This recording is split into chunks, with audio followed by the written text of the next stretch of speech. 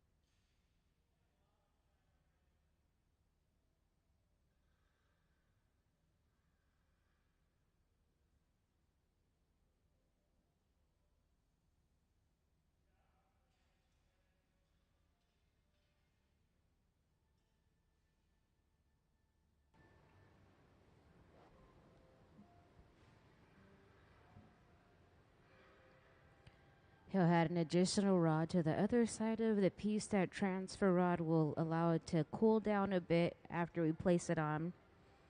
He'll set it up. This will allow us to be able to work on the opposite side of the piece and clean it up. Welcome to the Hot Shop. Ann Gardner is the visiting artist of the day. We'll put a little bit of water on the jack line we carved in earlier. Tap the pipe. It'll release the glass from the end of the blowpipe. Going into that reheating chamber allows the glass to get very, very hot. It's only, the reheating chamber rests at about 2,300 degrees. My name is Emily. I'll be your MC for the day. And if you have any questions, feel free to ask. Welcome to the Hot Shop.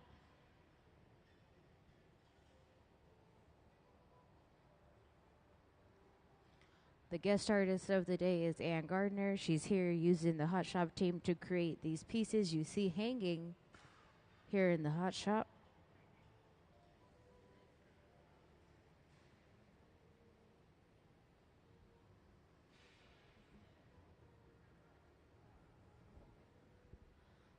On the left side, they are preparing the piece, so they're starting the piece. As you can see here at the middle bench, she's rotating a piece of color bar, and that color bar is laid over the body of a clear bubble to add color to the piece.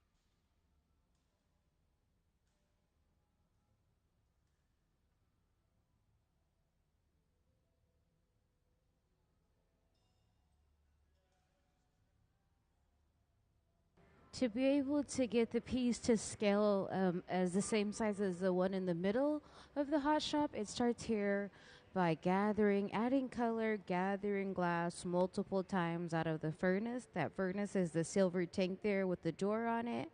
The molten hot glass will stick to the initial gathers because of viscosity. It has the ability to adhere to itself. So as we open the door there, he'll then rotate. I'll give it a little flash first, heat it up.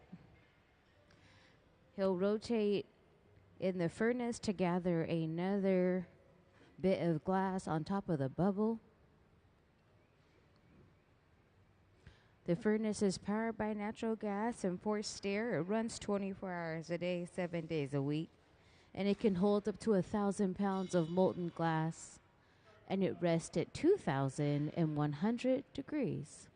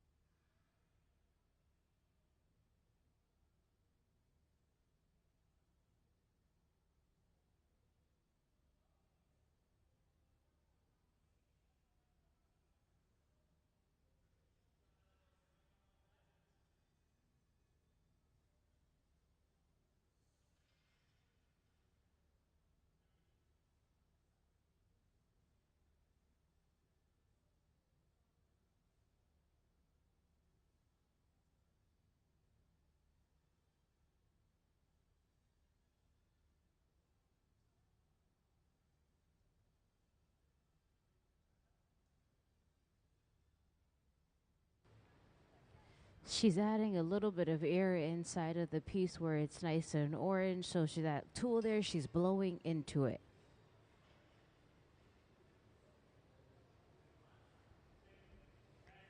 Can we please see some of Anne's past works?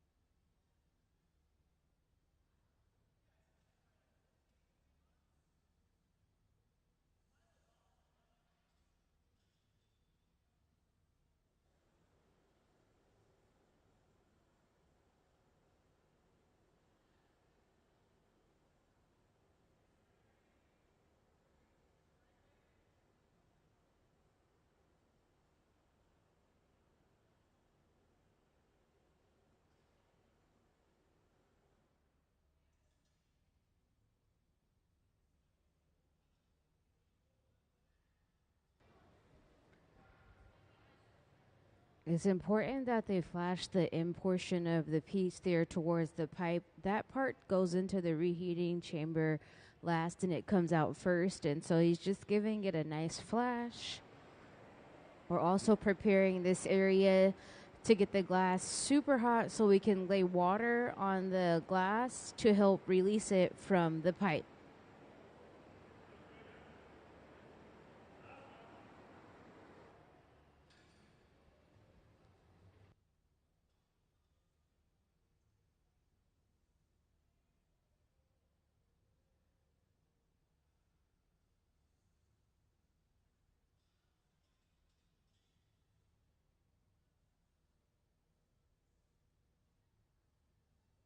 We'll put a little bit of water on the glass. He'll tap the pipe, and let's give them a big round of applause for all their hard work.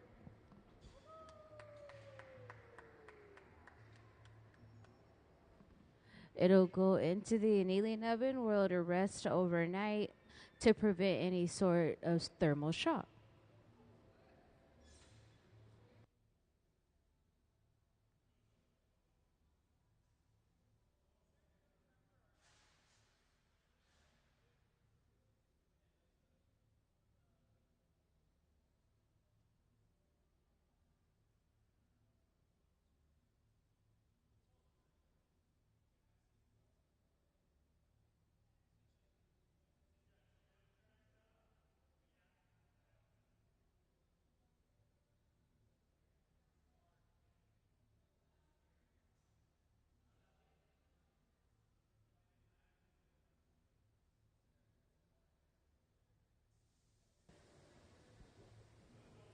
The guest artist working with the Hot Shop team today is Ann Gardner. We'll be making forms such as the one hanging here in the Hot Shop. If we have some of Ann's past works, could we please see her past works? On the left side of the Hot Shop, we are starting the piece. We'll move to the middle when we're ready to be able to blow out the piece and shape it.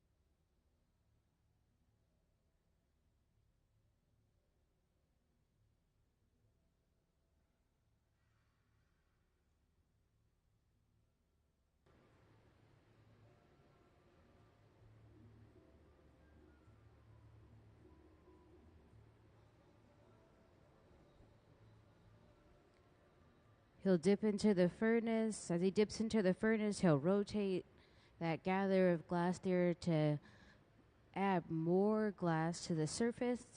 We have to dip into the furnace a few good times to be able to blow out a piece of this size. The more glass we have at the end of the rod there, the larger we'll be able to blow the piece out.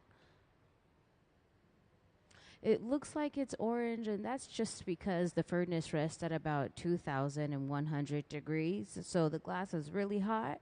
He'll chill the glass down by going in with that block. That block is a piece of hollowed out fruit wood that has been soaking in water. It'll help chill those outer layers while keeping the core nice and hot.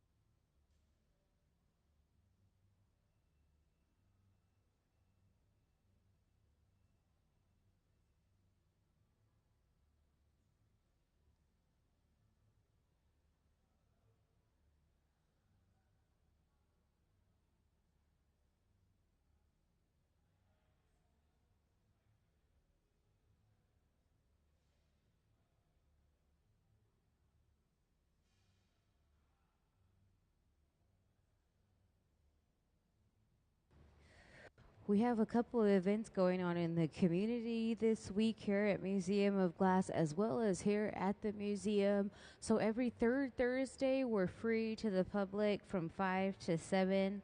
So if you're ever interested in coming down and watching the Hilltop artists, youth artists, blow glass, they'll be here on Thursday evenings showcasing their skill sets. The Hilltop artists start making glass as young as 12. It's a phenomenal program connecting the youth through the glass medium.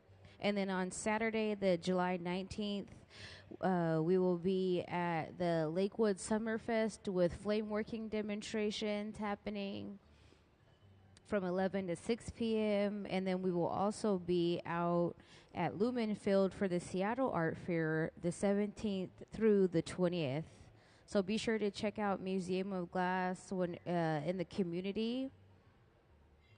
And we also have a few different hands-on activities in the education studio if you're interested in creating fused glass, slumping it into like bowls or dishes. You're welcome to get a ticket and fuse in the Ed Studio. And there may be a couple more hot shop experiences. So if you would like to come down onto the floor and make glass, be sure to look online to book an experience to come and blow glass on the floor.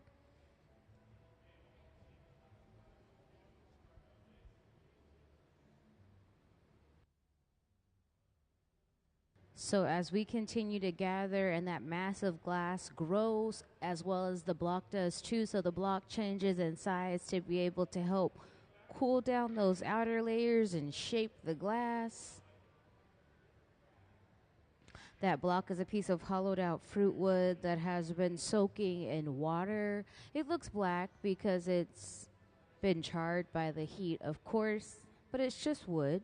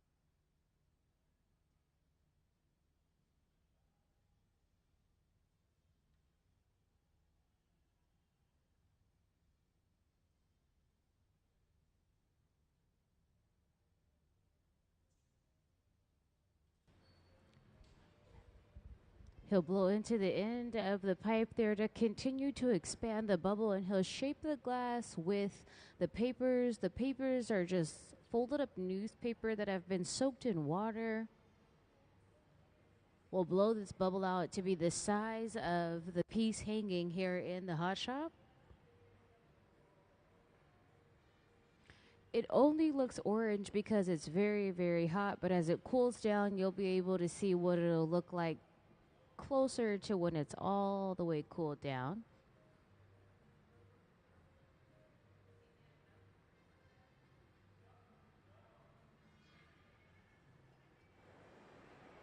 He'll hit the end of the pipe there with that fluffy torch. We want this area to be super soft, so we'll give it a preheat before we go in and carve in a jack line.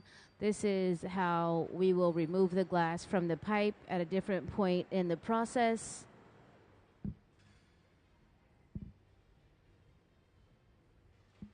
As we go in and out of that reheating chamber, it rests at about 2,300 degrees. It's designed only to get the glass hot. There's no molten glass inside of the reheating chamber. He'll go in with his jacks and pinch his grip. As he tightens his grip, he'll carve into the glass to create a jack line.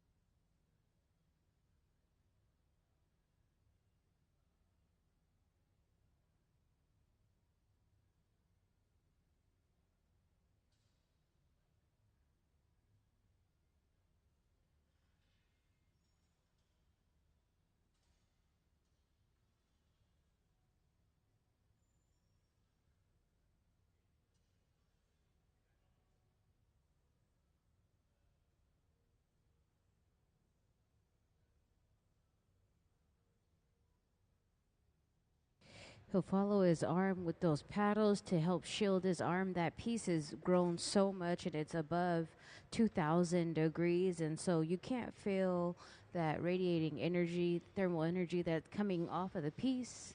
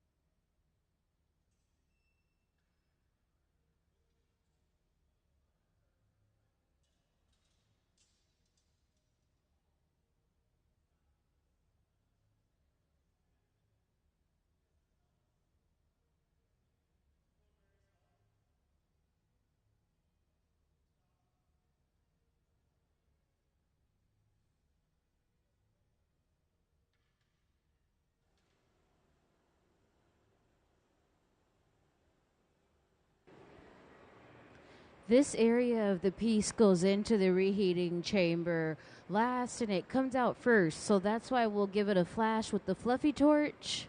We're just making sure that it's nice and hot like the rest of the piece.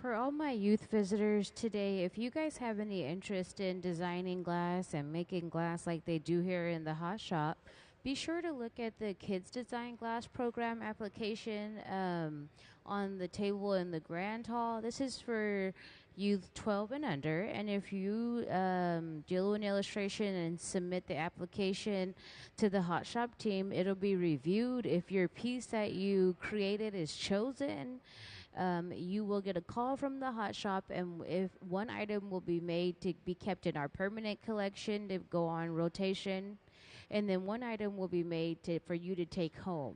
So check out Art Alley to see other kids design glass pieces.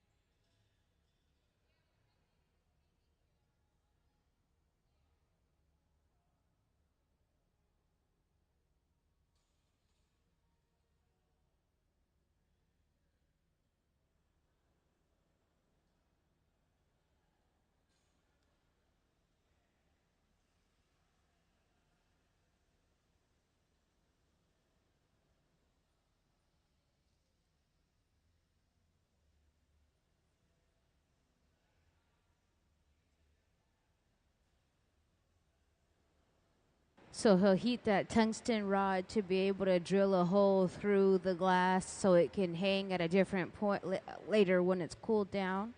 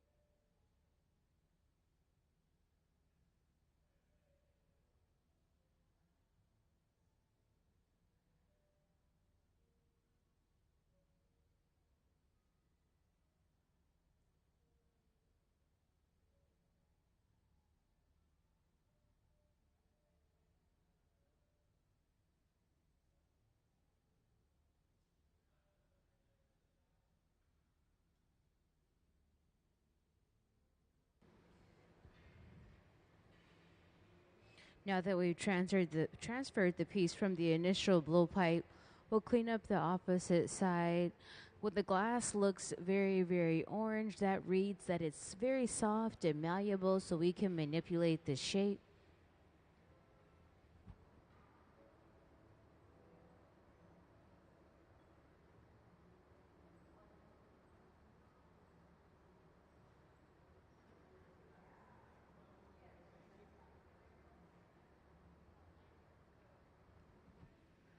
He'll go in with those jacks to carve off that extra material.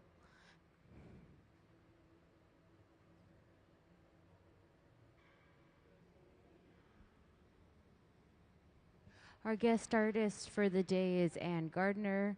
They are here to create their work with the Hot Shop team. They'll be making the pieces that are hanging here on the podium, different color finishes and shapes and sizes, but similar to the idea that's hanging. My name is Emily, and if you guys have questions, feel free to ask. On the left side of the Hot Shop, they're starting the bubble or the piece, and then they'll finish it here in the middle of the Hot Shop.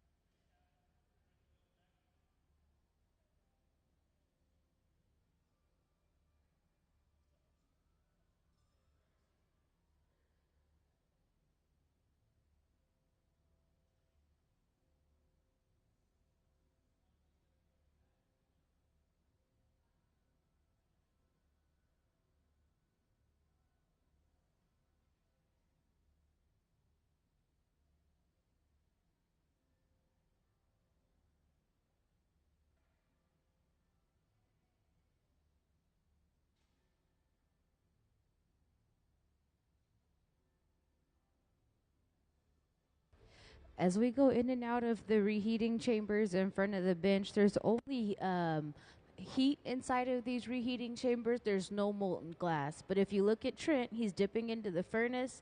As you rotated that gather he already had at the end of the pipe, he's added more glass. So the furnace is where all the hot glass is held.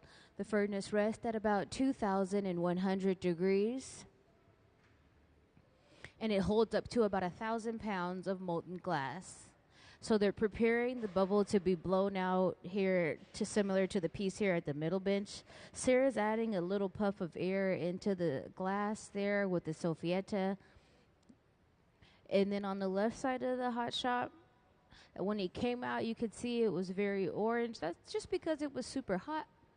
We have to have enough glass gathered to get to this size. So we have to have a lot of glass so we can blow the bubble out to be very large, similar to the pieces here.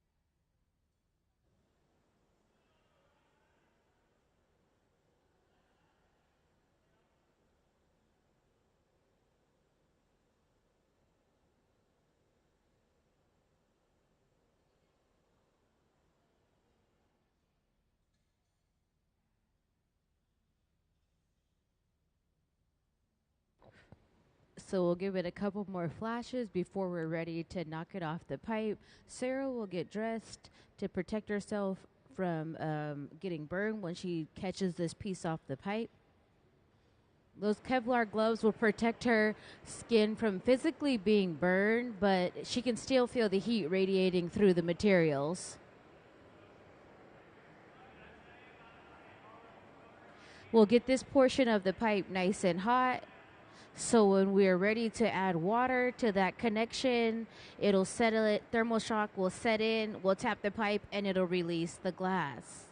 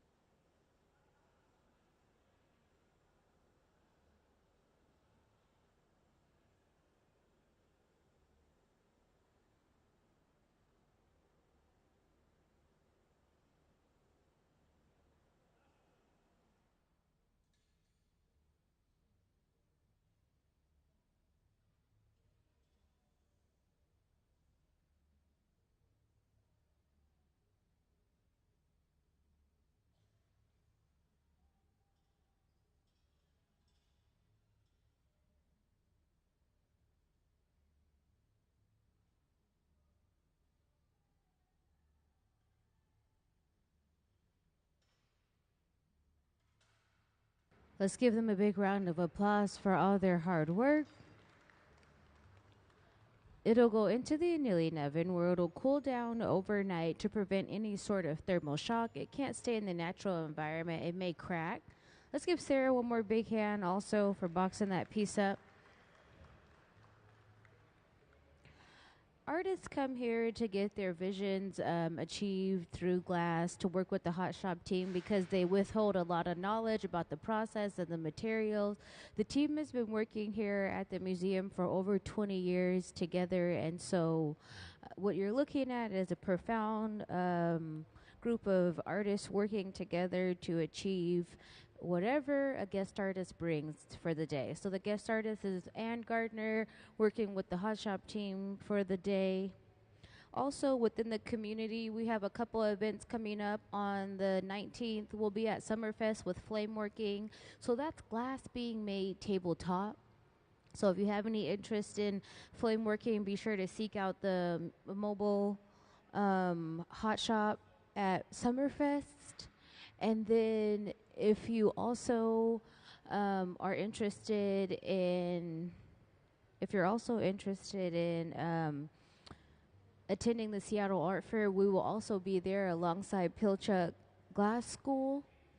And so be sure to seek out, that'll be the 17th through the 20th.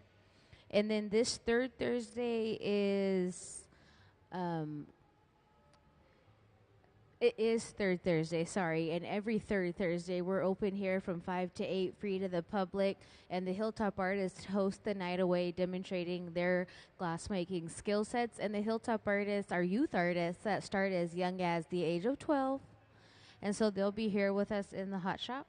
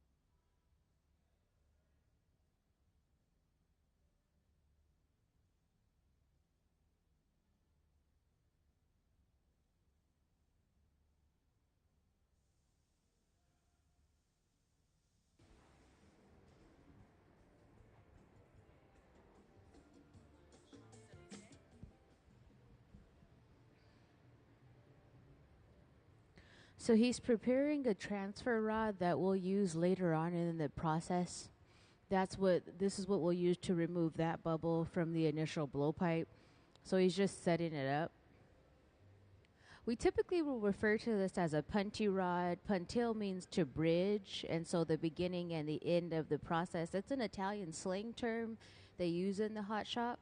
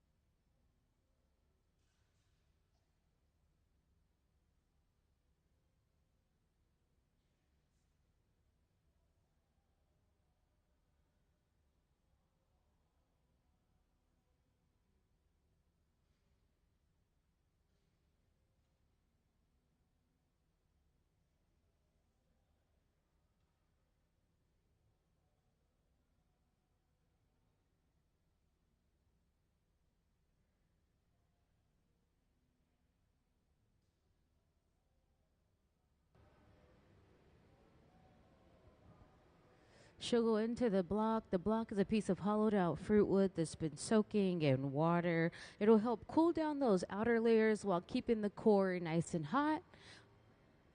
And this is great because when we blow out the bubble, it'll all expand evenly.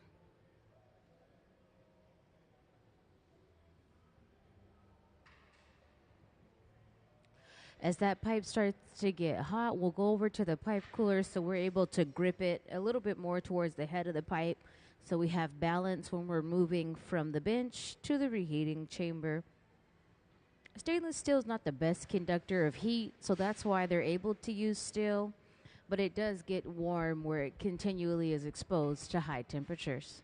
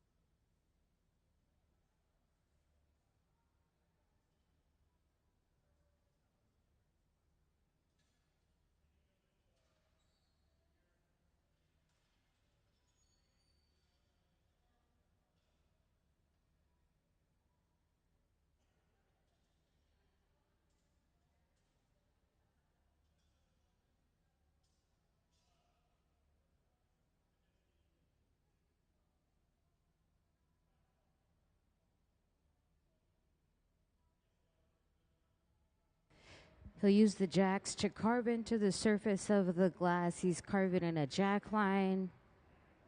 So as he squeezes his grip, tightens his grip, he'll carve deeper into the glass. And then as he blows into the pipe, he'll use papers to shape the glass. The papers are folded up newspaper that have been soaked in water.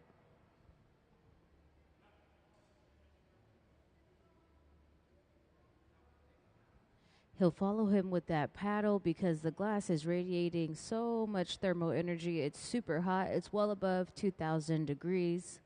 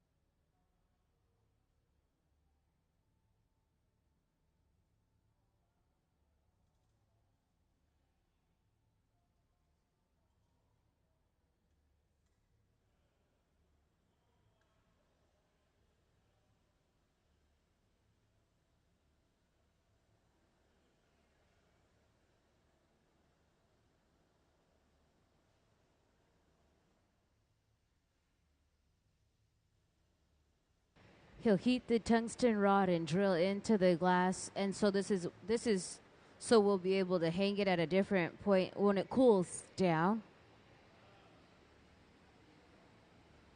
As she flashes in and out of that reheating chamber, that oven rests at about 2,300 degrees. The glass needs to stay above 1,000 degrees to prevent any sort of thermal shock during the process. Now Gabe is going to prepare the transfer rod a bit more to be able to remove the glass from the initial blowpipe so we can clean up the opposite side of the piece.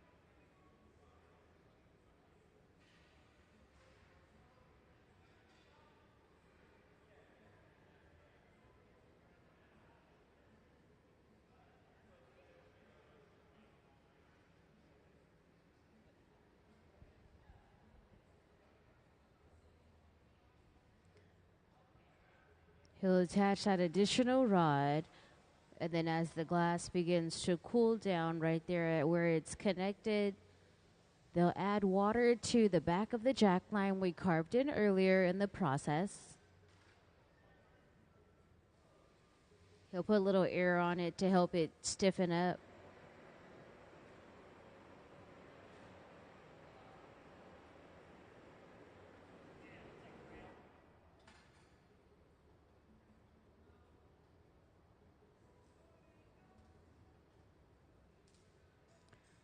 Tap the pipe and release the glass.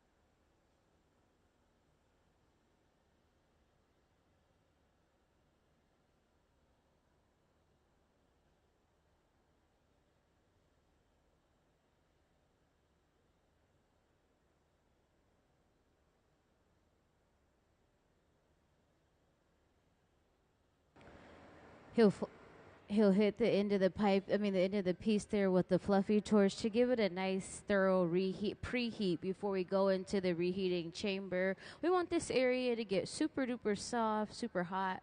So he's just giving it a preheat and then into the reheating chamber to flash the body of the piece.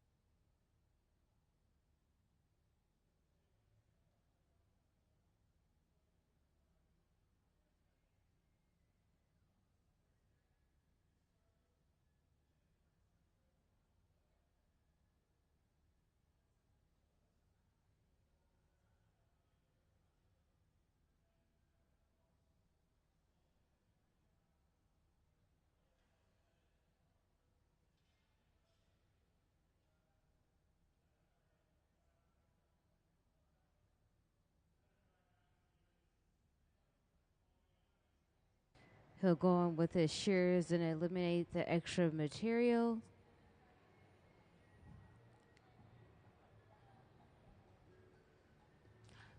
Our guest artist today is Ann Gardner, and she's here getting her work created by the Hot Shop team.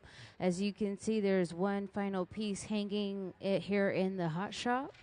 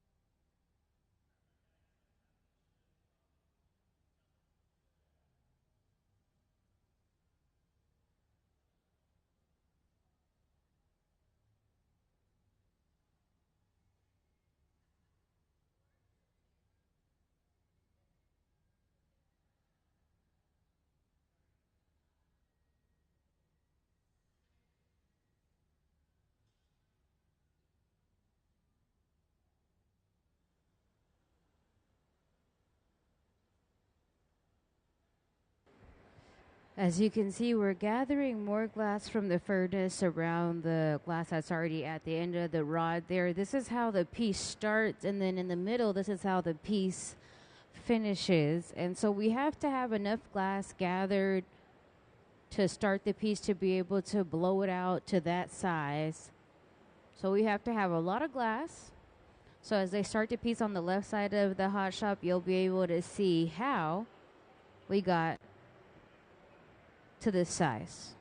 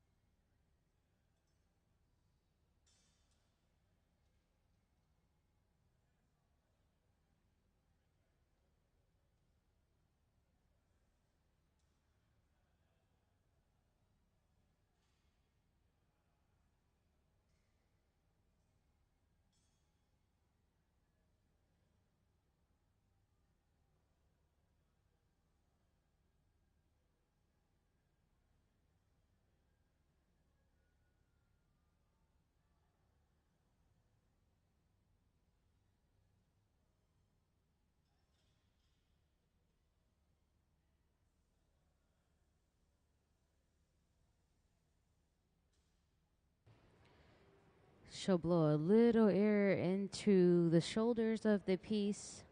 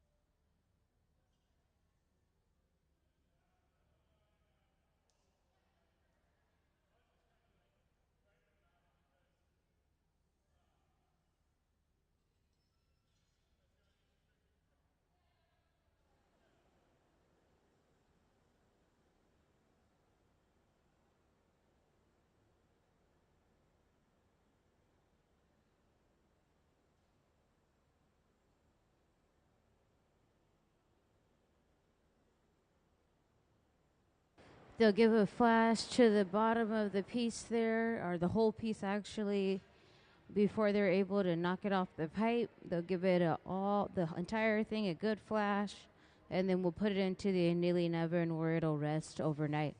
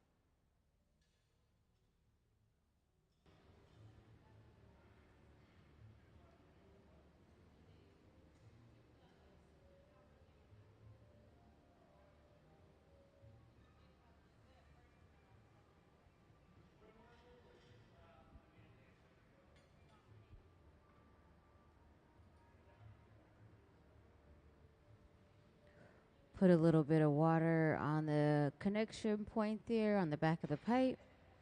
Tap it, and let's give them a big round of applause.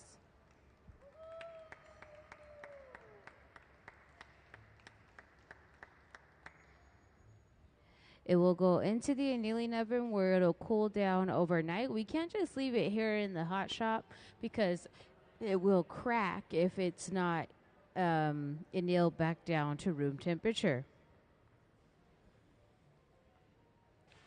So he'll go in with that block. That block's a piece of hollowed out fruit wood that's been soaking in water.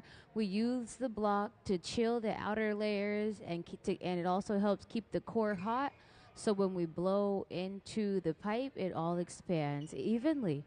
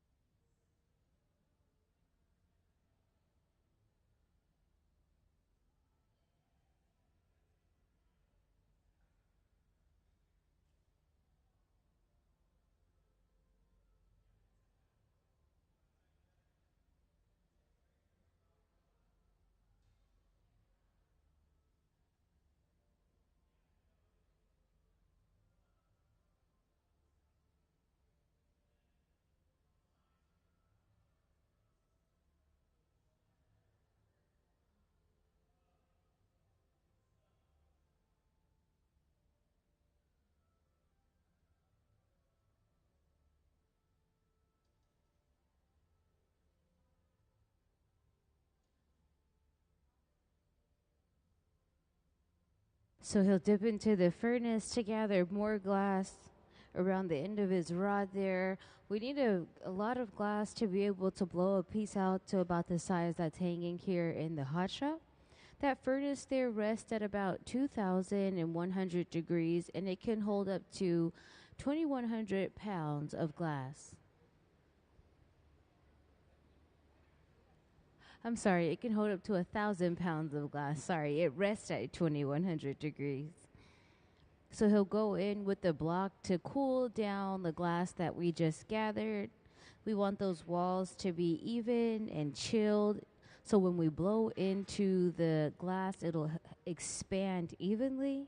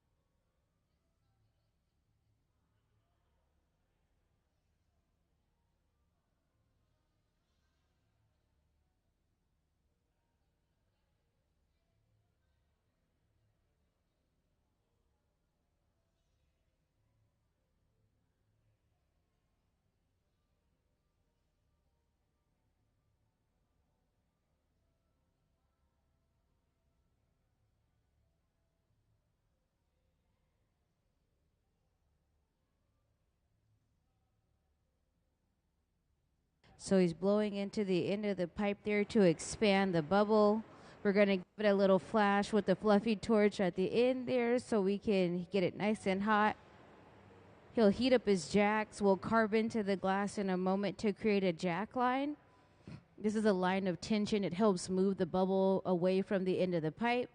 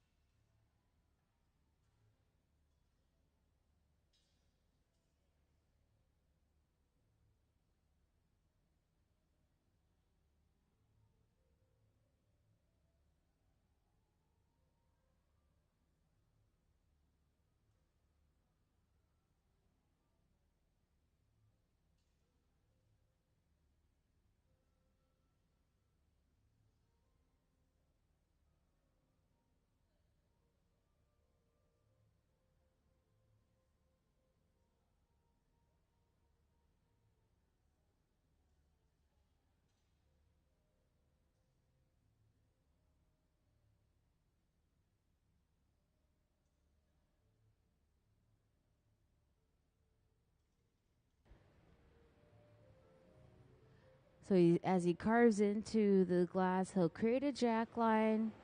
This will indicate the end of the pipe and the beginning of the piece.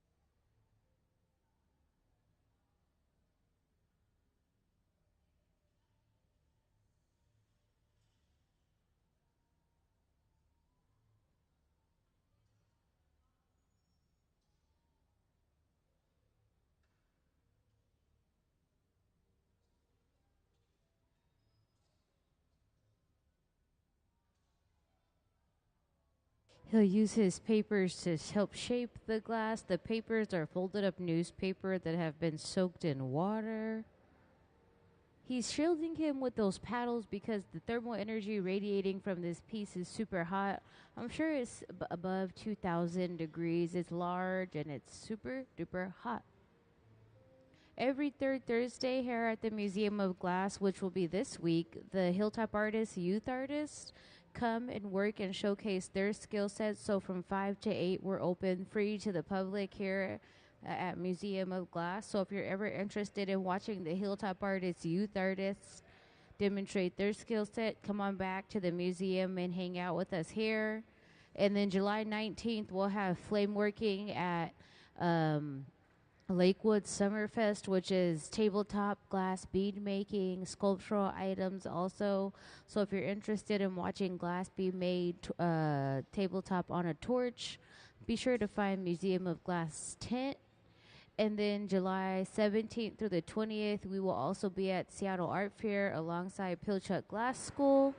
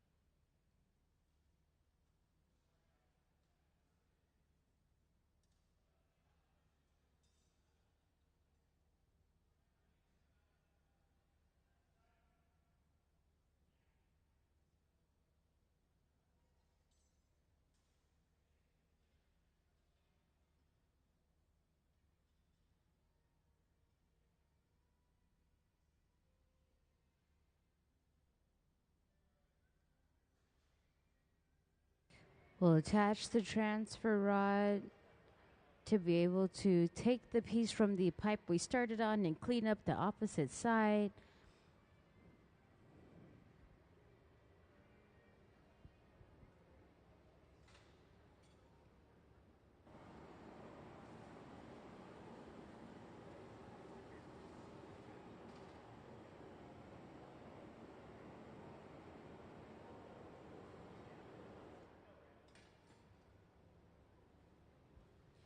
We'll put a little bit of water on the back of the pipe there, tap it, and it'll release the glass.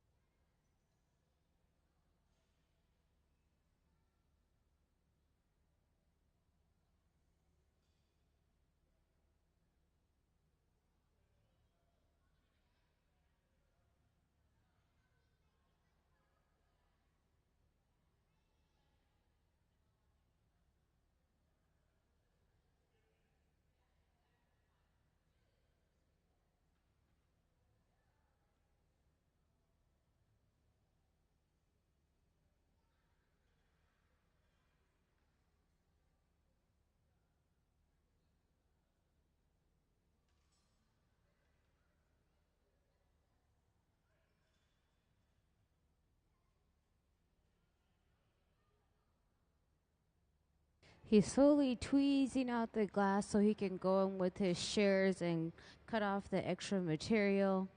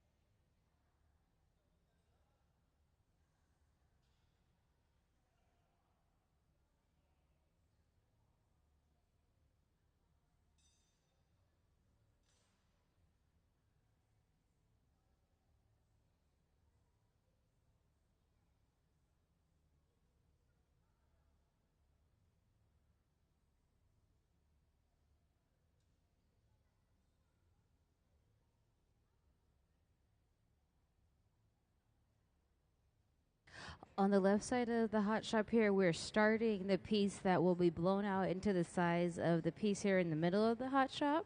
Our guest artist is Ann Gardner, and they're getting their work created by the hot shop team for the day.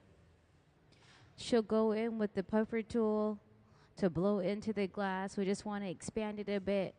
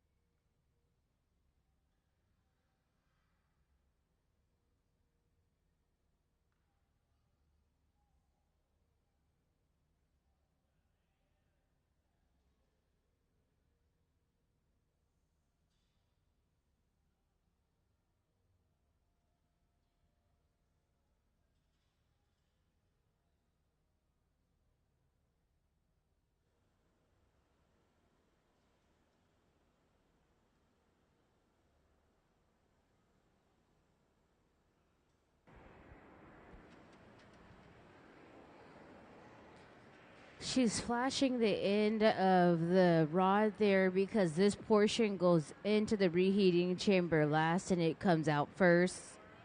That reheating chamber rests at about 2,300 degrees, and that fluffy torch gets up to about 2,500 degrees, and so we're just making sure that the piece is evenly heated throughout.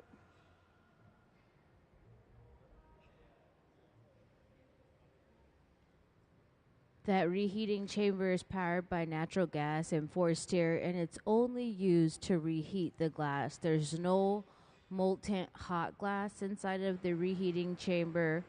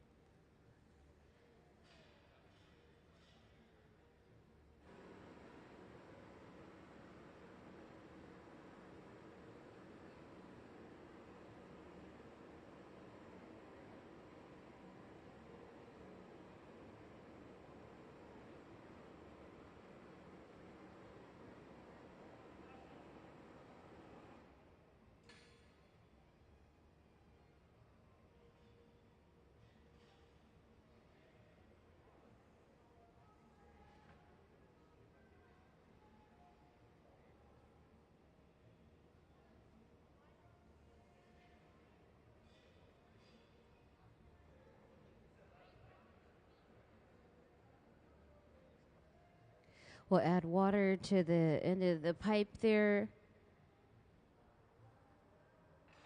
We'll tap the pipe and the glass will release itself. Let's give them a big round of applause.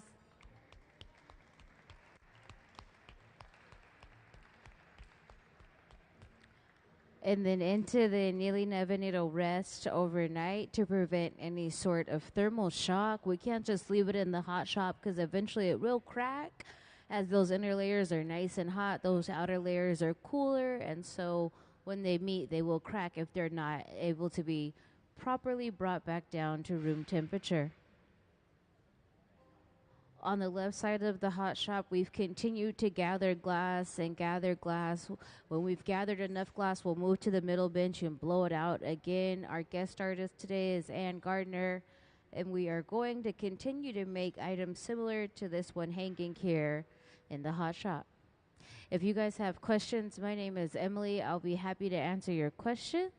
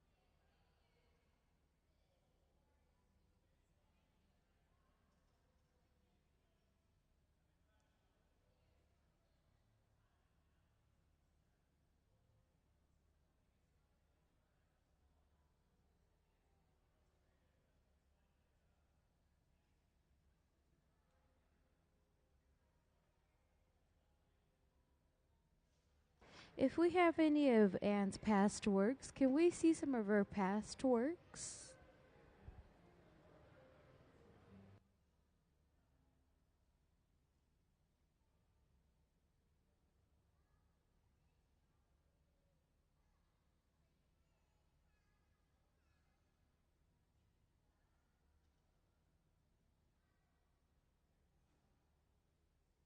So if you look up at the big screen there, you'll be able to see some of Anne's past works. These sculptures become assembled together.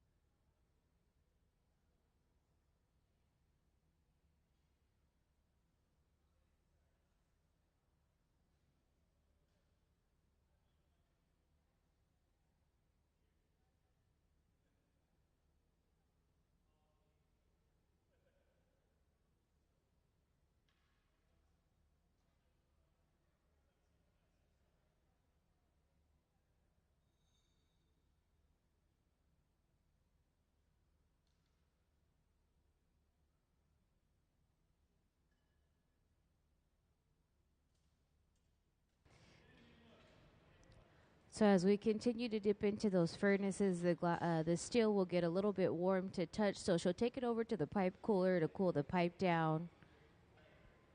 Here, Gabe is preparing a transfer rod for later, which we'll use to take the glass off the initial blowpipe we started with.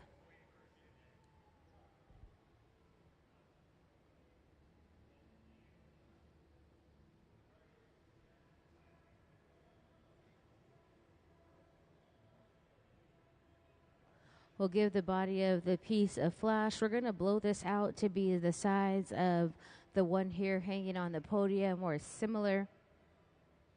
That reheating chamber there only contains heat. It's powered by natural gas and forced air. It rests at about 2,300 degrees, and it's only designed to reheat the glass.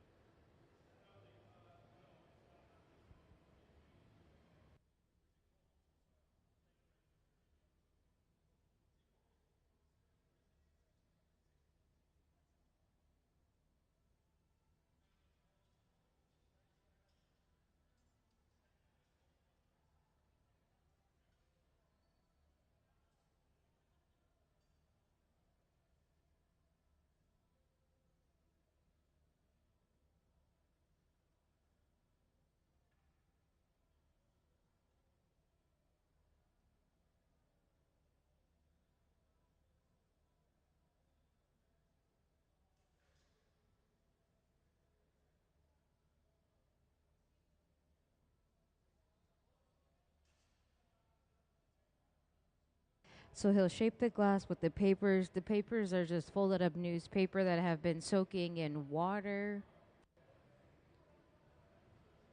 As he blows into the end of the pipe, he'll begin to expand that bubble. That was a lot more dense when we started.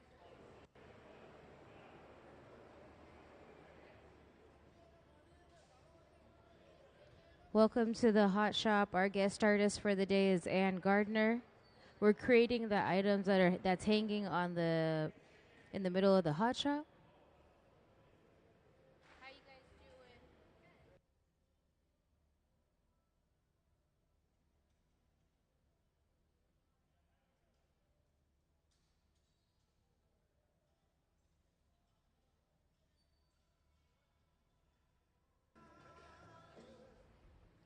He'll go in with the jacks. The jacks are a tool designed for shaping and carving into the glass.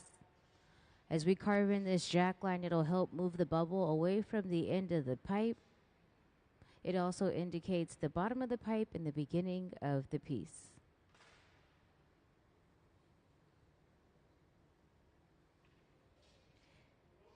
Pay attention to how he blows into the end of the pipe to expand the bubble. It's orange because it's hot. When it cools down, you'll be able to see the color a bit better.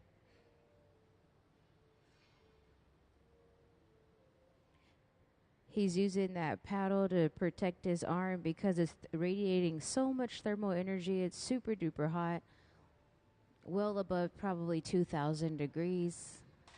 My name's Emily, and if you guys have questions, feel free to ask. I'll be happy to answer your question.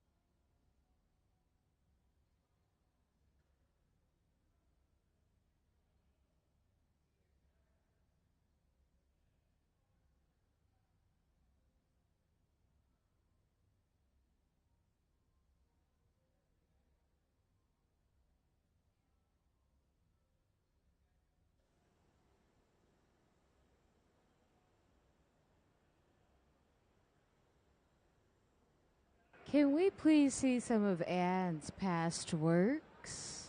If you look up at the big screen there, you'll see we've made a bunch of these items that are similar in design, and Anne will assemble them all together as sculptures.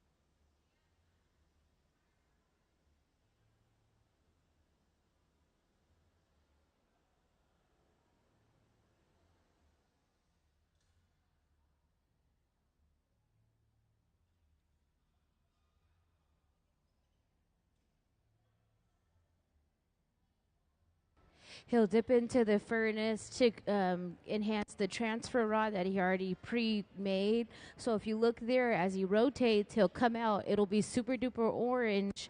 That's another little bit of glass he's picked up out of the furnace.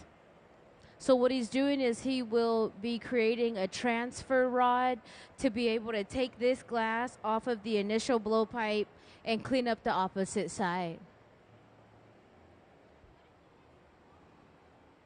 Can we see the furnace diagram? So the furnaces are the tanks that have the silver bottoms and the doors on the front. If you look up, the glass furnace is powered by natural gas and forced air. It runs 24 hours a day, 7 days a week. It can hold up to 1,000 pounds of glass, and it rests at 2,100 degrees.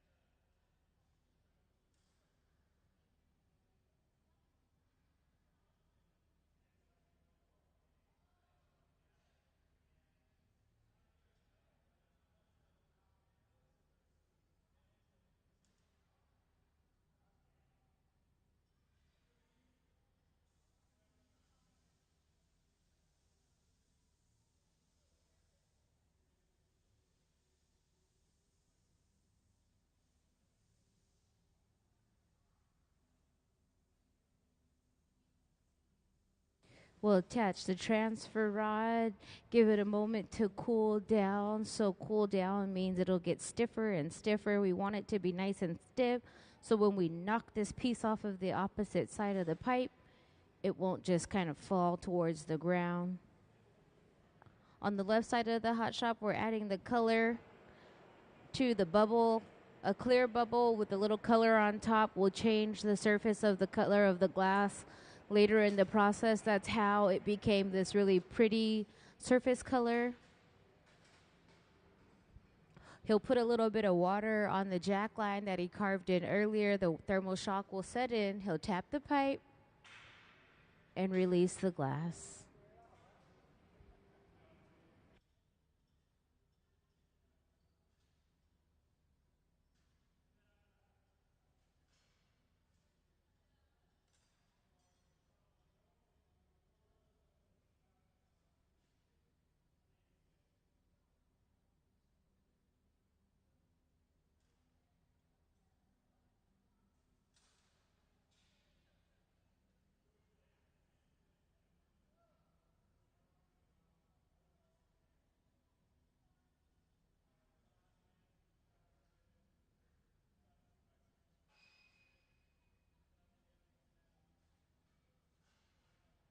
For all my youth visitors here in the hot shop today, we have a kids design glass program that is designed for students 12 and under to apply. And if you're, there's kids design glass applications in the grand hall on the table. So if you have any interest and you do apply to the kids design glass program, if your illustration is chosen, the hot shop team will give you a call, and then you and your family will be invited back to watch your piece be created. One will go home with you, one will stay in our permanent collection, similar to the pieces in the art alley. So if you have any interest in the Kids Design Glass program and you're 12 and under, be sure to apply. And then you can have your work created just like other fine artists do here in the hot shop.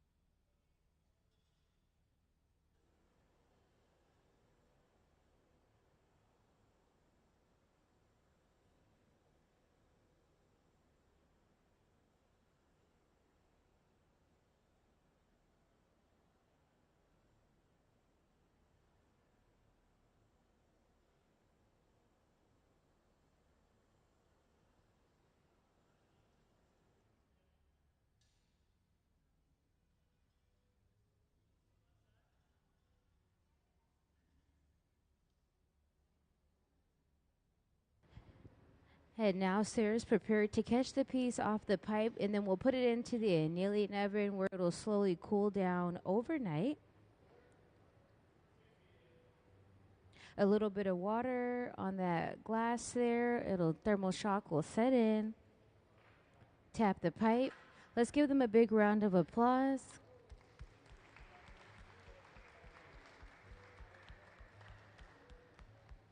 And then into the oven it'll go to rest overnight to prevent any sort of thermal shock. We'll do it all again in just a moment. We're prepared to gather glass on the other pipe there that Trent has started. As we slowly start to gather it up, we'll move back to the middle bench and blow it out.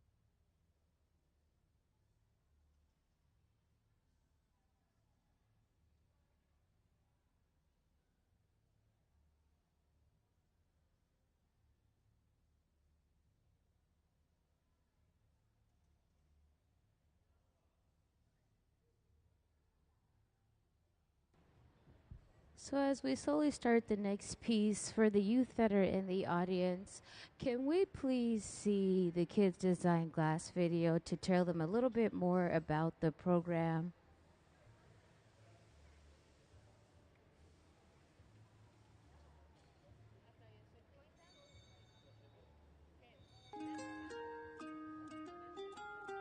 Like art through the ages, glass has always been sort of made by designer and maker. And so to highlight that relationship, we created Kids Design Glass, where kids age 12 and under can make a drawing and submit it to us. We'll make 2 pieces, give one to the family, and we'll keep one to put in our collection and build the exhibition that has been Kids Design Glass.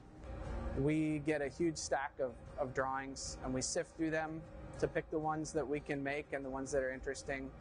200-300 drawings a month, so we get a stack of drawings. We go through each one. It's a drawing and a story about the drawing. Probably the most unique drawings are the ones that really stick out. The ones that aren't like based on a character that they've already seen. The ones that come straight from their imagination. Usually kids by that age are not really tainted by like pop culture and outside influences. They kind of like what they like. My original idea for the rainbow marshmallow, when the marshmallow melts, what comes out are their tears. And this one cries rainbows. Like the inside is all rainbow. It was the first time that I was like kind of made contact into like the glass blowing world. And what was really fun about it was knowing that a piece that I've come up with that is like part of my self-expression was like interesting enough for others to like incorporate it into the real world. Being in a creative environment, I think that builds self-esteem, and the fact that they're going to have this thing that they're going to have the rest of their lives of something that they had as a child, and then knowing that they're actually like in a museum collection, which is pretty incredible when you're under 12 years old. If any other kids are entering the program, then I'd say I really hope that your art gets chosen. It is really mesmerizing to see the details being put on. I was just very happy that the Hot Shop team actually chose my art. who knows, maybe if you're timing it just right, you could actually get up there when your art is like being displayed up there.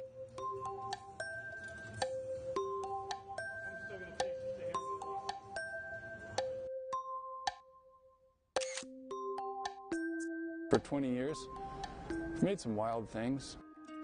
It's so free, and I would say loose, but what we really pay attention to is making sure that we're capturing all the details. There's so many challenges in making the kids' design drawings, and I think that's something that maybe the average viewer wouldn't notice. A lot of these objects are very fragile and are just different than any of the other glass I usually work on. The way the kids draw them, they just have no idea of what, glass can do, so they just draw it however their mind imagines this object. We're talking with them, making sure that we're seeing the color the same way, making sure that, the eyes are on one side or are they supposed to be on both sides. Appendages and weird helmets, they're all great challenges and things that we wouldn't necessarily run into without this program. I think it's inspiring for us as glassmakers, and I hope it's inspiring for the kids doing the drawings. I hope the kids kind of see that their creativity is this muscle that they need to exercise. One of the best parts about the program is seeing the kid in the front row giving us tips on how we can make it better or things they don't like that we're doing. They have a voice here. I designed the lion crab in 2011. Just recently, we went back to the museum, and seeing my piece on display at the museum was just incredible. I mean, we have times where people come in the crowd and some young adult, in their 20s or early 30s, is like, hey, he made my kids design glass, and they bring out their phone and show us a picture, and it's them like 10 years old, and it's to see the impact that we've made. I think every single one is special.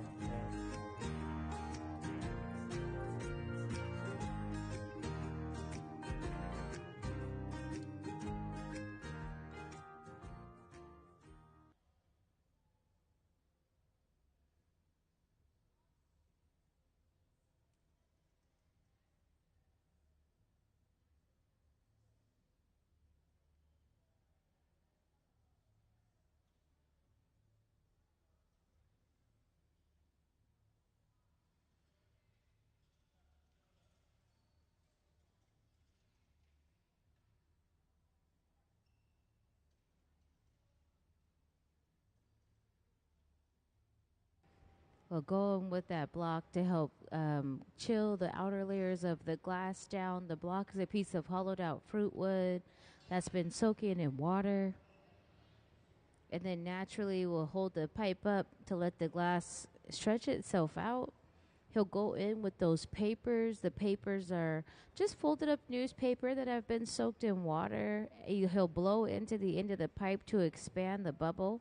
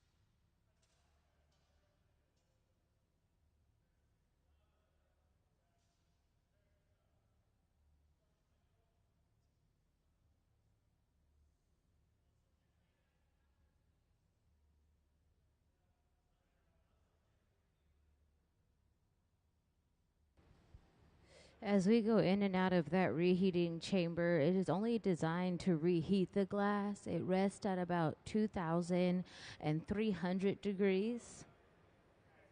There's no molten glass inside of that reheating chamber. The molten glass is only within the furnaces, which are those silver tanks with the black doors on them.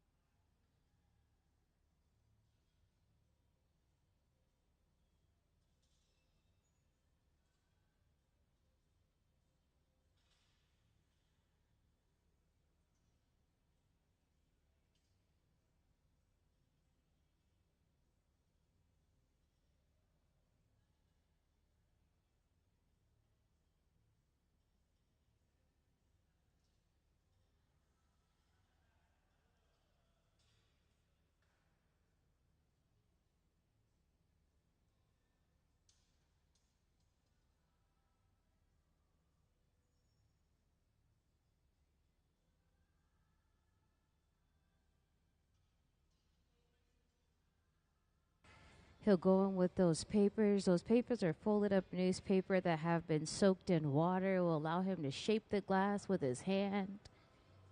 The goal is to achieve different pieces similar to the one hanging here on the podium. Can we see some of Anne's past works? So as you can see there, we've created a good amount of these this morning, and then she assembles them into becoming sculptures later.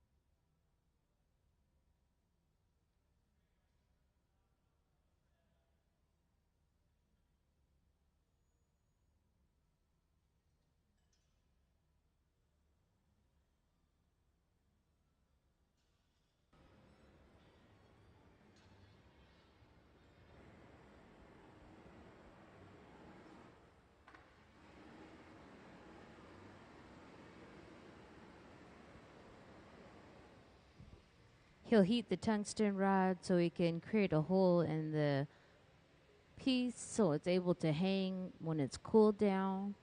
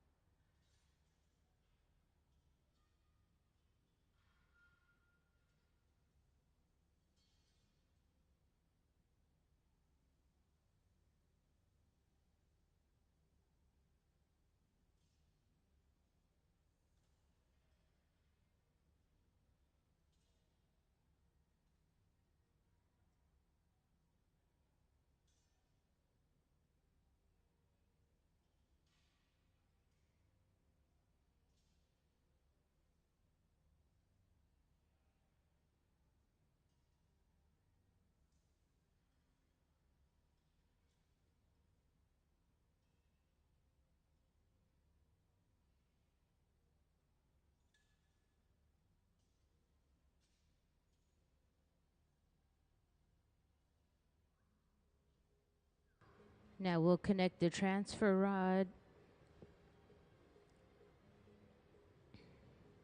Once the transfer rod chills down just a bit, then he'll add some water onto the jack line he carved in earlier.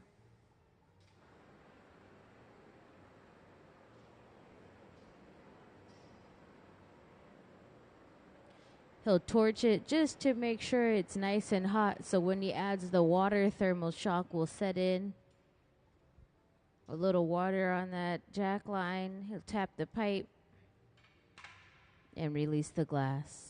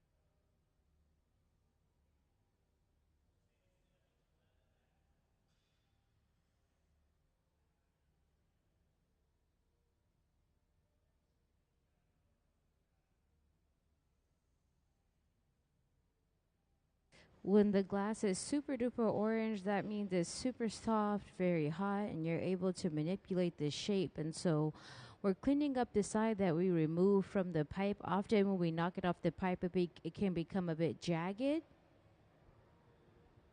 So he'll slowly start to tweeze it out. Then he'll go back in with his shears and remove the extra material.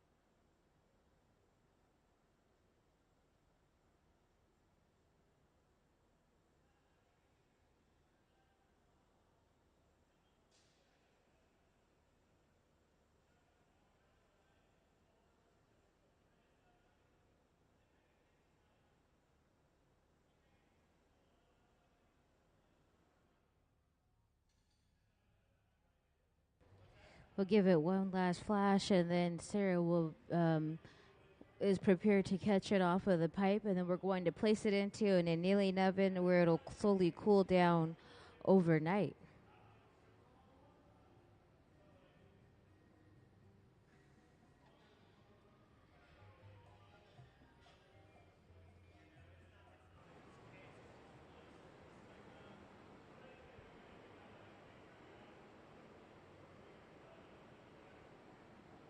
We want to make sure that that connection to the piece is super hot. So when we add water, thermal shock will set in and it will naturally fall off the pipe.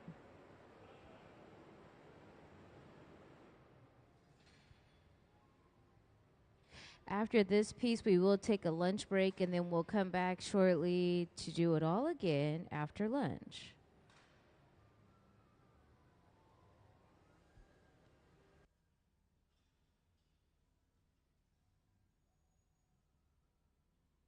A little water on the pipe there, on the glass there. We'll tap the pipe. All right, and let's give them one big round of applause. Into the annealing oven it'll go, and it'll slowly cool down overnight. We will take a lunch break, and we'll be back. Pay attention to the time on the monitors if you guys want to watch us more after lunch. Have a great day.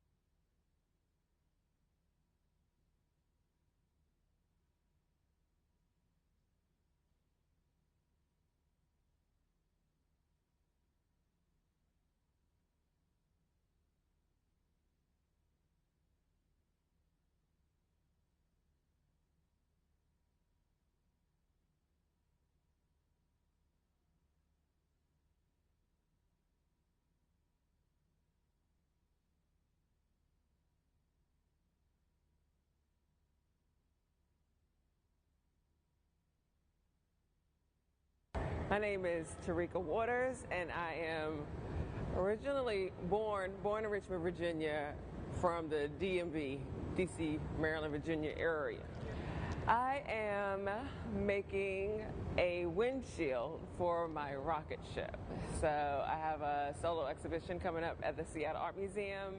It opens May 7th, and one of the featured pieces is a giant powder pink colored rocket ship. I've been working on a series of ball barrettes over the years, some various mediums. My recent series, they were all done in glass. So the task here is to create a windshield for this rocket ship that kind of favors and lends to some of the those rounded organic shapes that are heavily featured in the exhibition. These ball barrettes have significant meaning. This rocket ship houses two pairs on either side, and so the windshield will essentially be an amalgamation of a spherical element, similar to like if you would blow bubbles at the end of that wand, where those bubble clusters just kind of come out and just fall alongside the wand, just kind of going for an organic shape. When I found out that I was going to be doing a solo exhibition at SAM, they wanted to give me enough time. I create immersive installations, so that requires a lot of planning and building out and that sort of thing. But when the year was 2025, that meant a lot of things. So I just knew that, hey, we're here, 2025. The exhibition is called Venus is Missing, and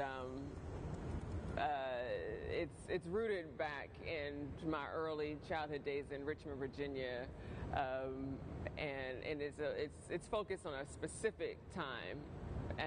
I'm an 80s baby. I was born right at the height of the 80s, where the times looked a lot different than they do now. Not by much, but that was the onset of a lot of consumerism and just vibrant, saturated colors, a lot of distractions, television, just pop culture all around. For me, I like to draw from these elements that are symbolic of that time, symbolic of my childhood, that are, they are ubiquitous, but because they fit particularly into my narrative, then I can kind of bend and shape what that story looks like specifically for me and people who look like me. And so the ball barrettes have been a really great kind of anchor point in that I'm able to tell various stories with just that one specific object.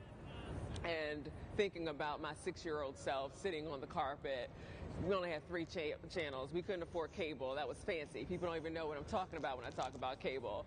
But just that space of play and imagination when you're surrounded by a lot of adult things where you just don't understand all of what's happening, why all these things are happening, and you're self-soothing, So with the show at SAM, I'm finally able to budget for a team of folks that can come in and help.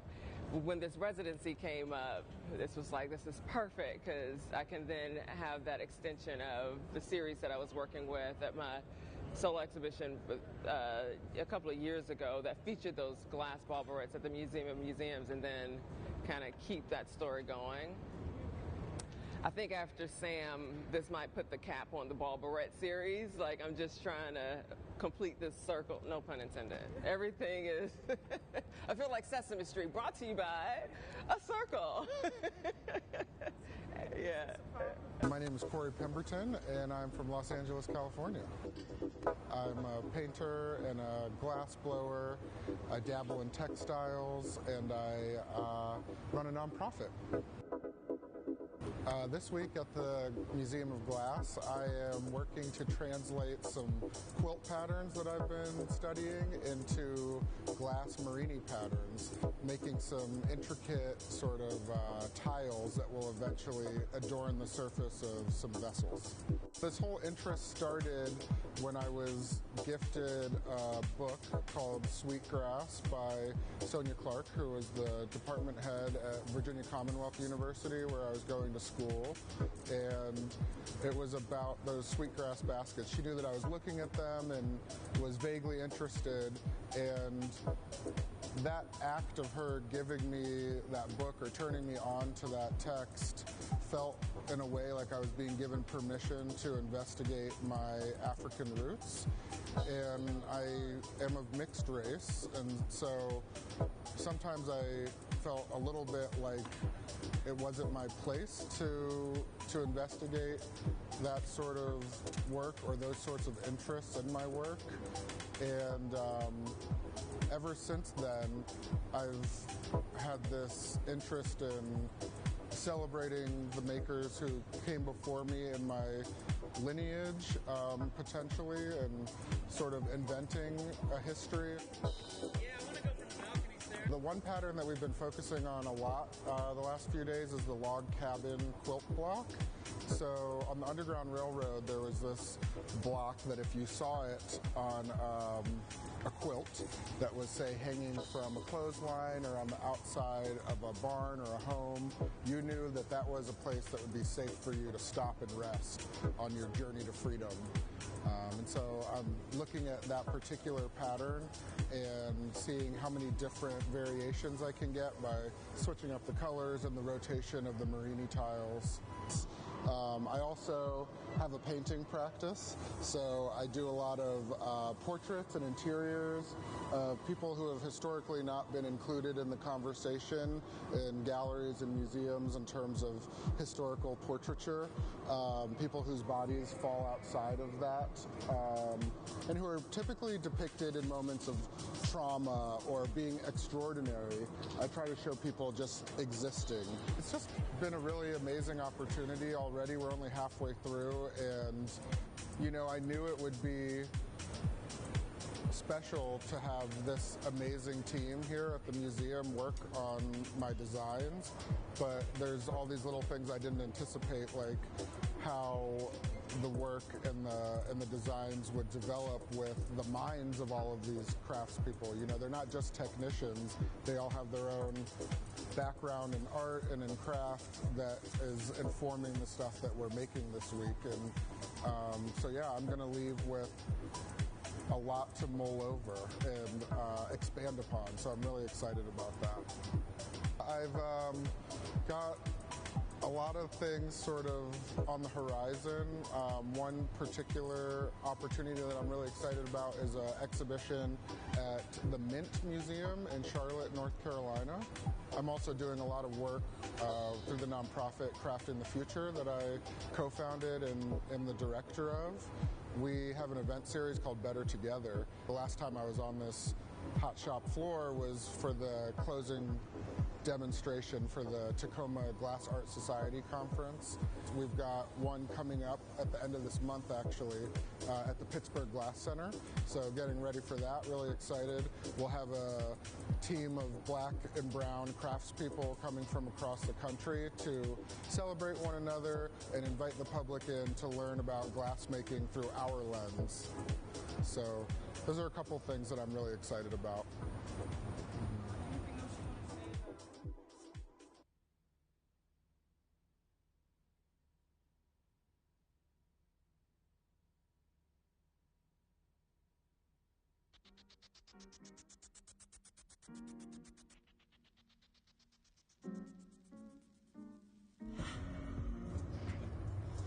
Well, thank you guys all for being here and being such an integral part of my career. I tried to narrow my focus down to, it's basically two ideas. Stop. Yep. Do you guys all understand cameo engraving?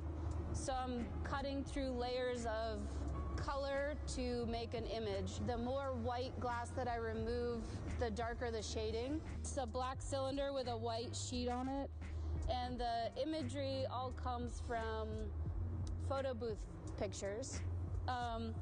So this is a cameo engraving on a blown form, but instead of just a white rectangle, it's these kind of blobby forms. Where the white sheet glass is will still be cameo engraved, but in between there'll be a line drawing to continue the image. So it's an interrupted image. I've been trying to figure out how to explain this to everyone in a way that makes sense, but you all might just have to see it when I'm done. Yeah, I actually went to college for 2 years for animation before I got into glass. And I think that's one of the reasons I'm really drawn to engraving, is it gets imagery that I enjoy drawing into glass blowing. I love the physicality of the glass blowing and the teamwork, and then I love going home and sitting by myself for hours. It's really meditative for me to do the engraving part, and then this is like loud and fast, and you don't really have, you have to just react, you know? So this process for me really feels like it kind of encompasses both things, the way my brain works, you know.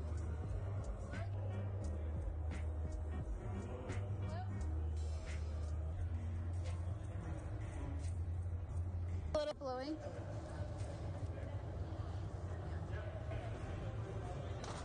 All right, we'll put a jack line in that. Are you okay? Yep.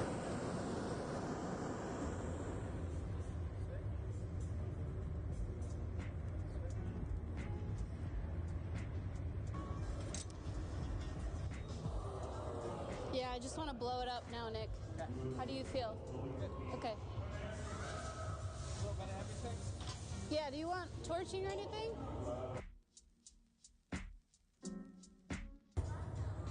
Is that the cerise? The cup? Yes. And now that, yeah, left side. Can you do one more? Yeah, I got it.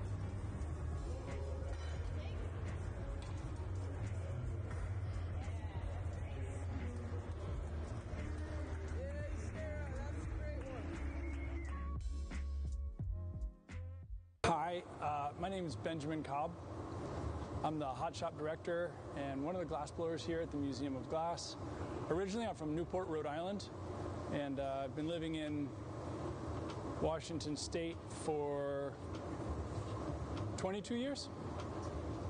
Yeah, I would describe myself as a maker or an artist.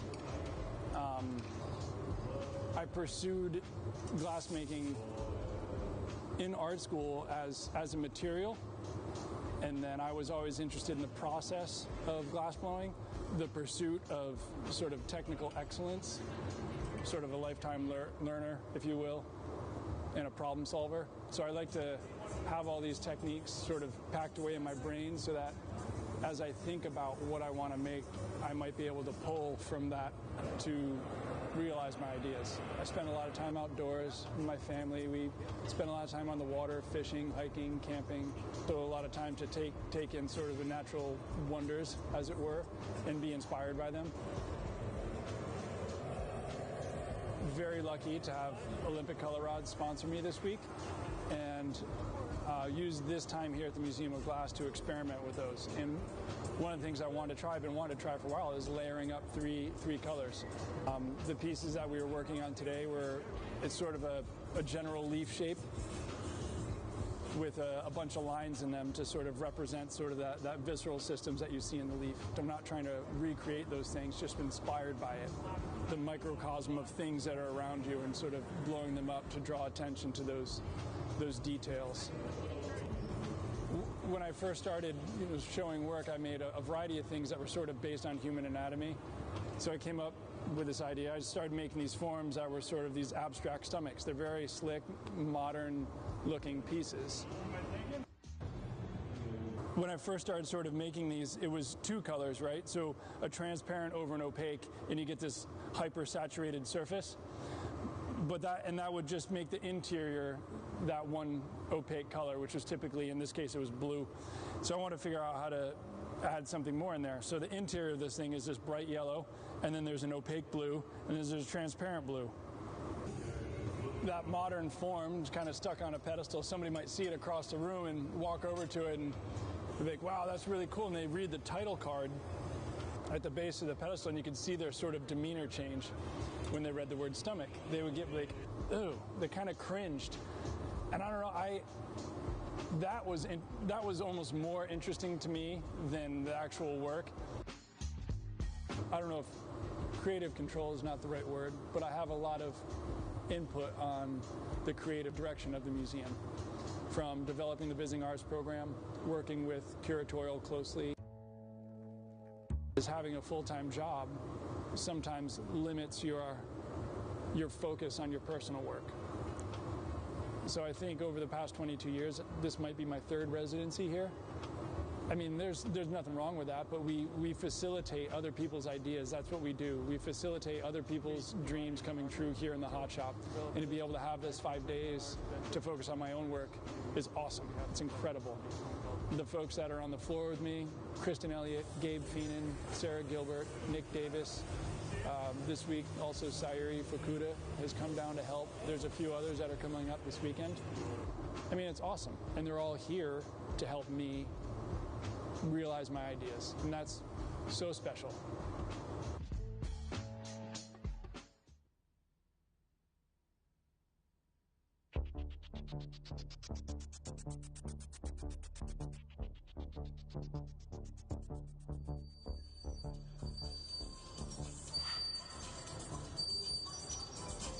All right, start to go flat, Nick. Yeah, Jordan, push it forward. Stop.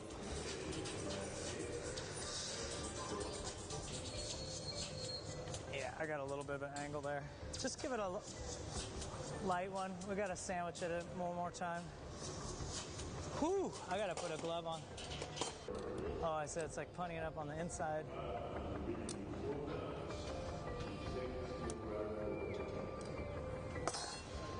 I'm sure it's in like beautiful,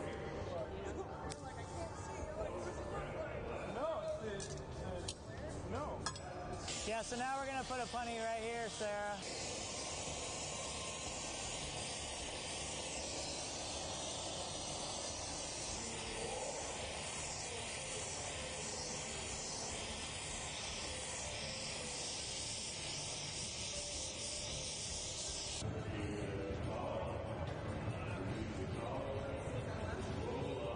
Ben, you wore cargo shorts so long, we can come out of style, in style, and back in style. Cat?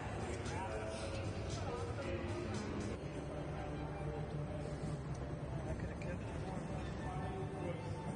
I'm going to need some rabbage. Rabbit.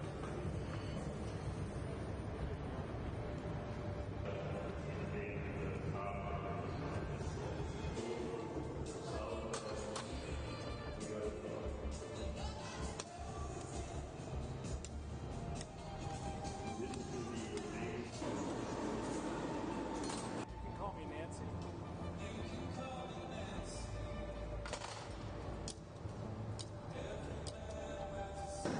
I'm just cooling it. I'm not choking it anymore. Ooh, this is leaking. Got a little air on it? It's sitting right now. Okay. You ready?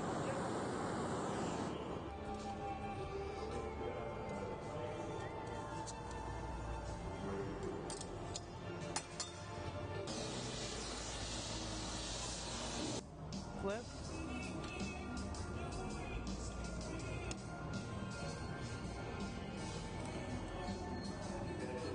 Pull, Sarah.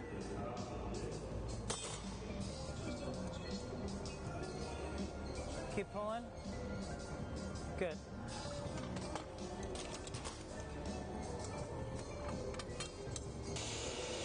Flip.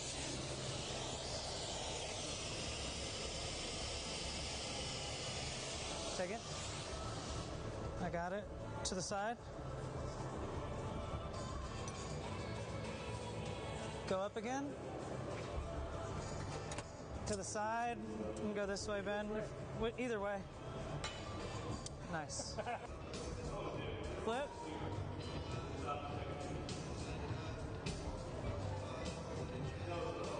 Start torching up there, Nick. Pull, Sarah.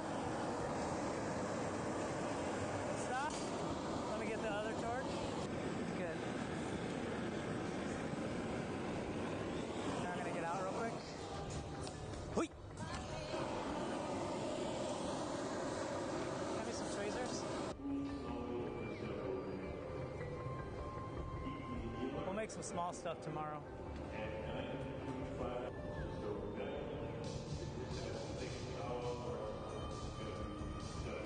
I'm okay, Nick. Let me just look at it.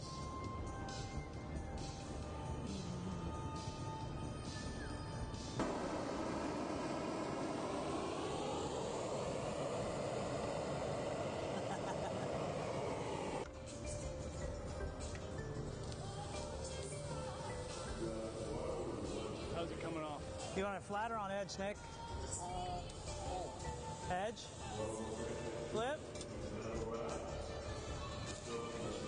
One more flip. All right, take it.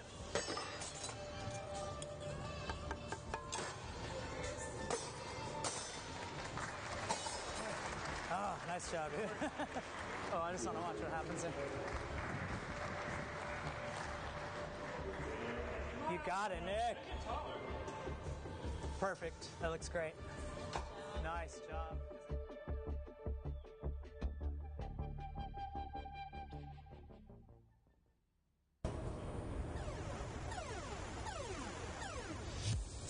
My name is Eleanor Anderson, and I currently live in Hamtramck, Michigan, but I'm moving to Portland, Maine. My practice is mostly grounded in textiles, but I love the process of learning other mediums and playing in other genres. So I work mostly making large-scale fabric collages, and those incorporate a variety of different textile techniques. Sometimes weaving, sometimes knitting, sometimes hand embroidery. I think a lot about the human urge to play. Compositions where I stay fully engaged in the whole process. I don't have a preconceived plan before I go into them, so they really come about in a emergent way rather than a pre-planned sort of like I have a sketch or something like that. I came in with a lot of experiments that I started during the residency at Pilchuck, and then this week they're all getting a lot bigger. We're making some glass bricks or squares that I'm going to be later using in an installation.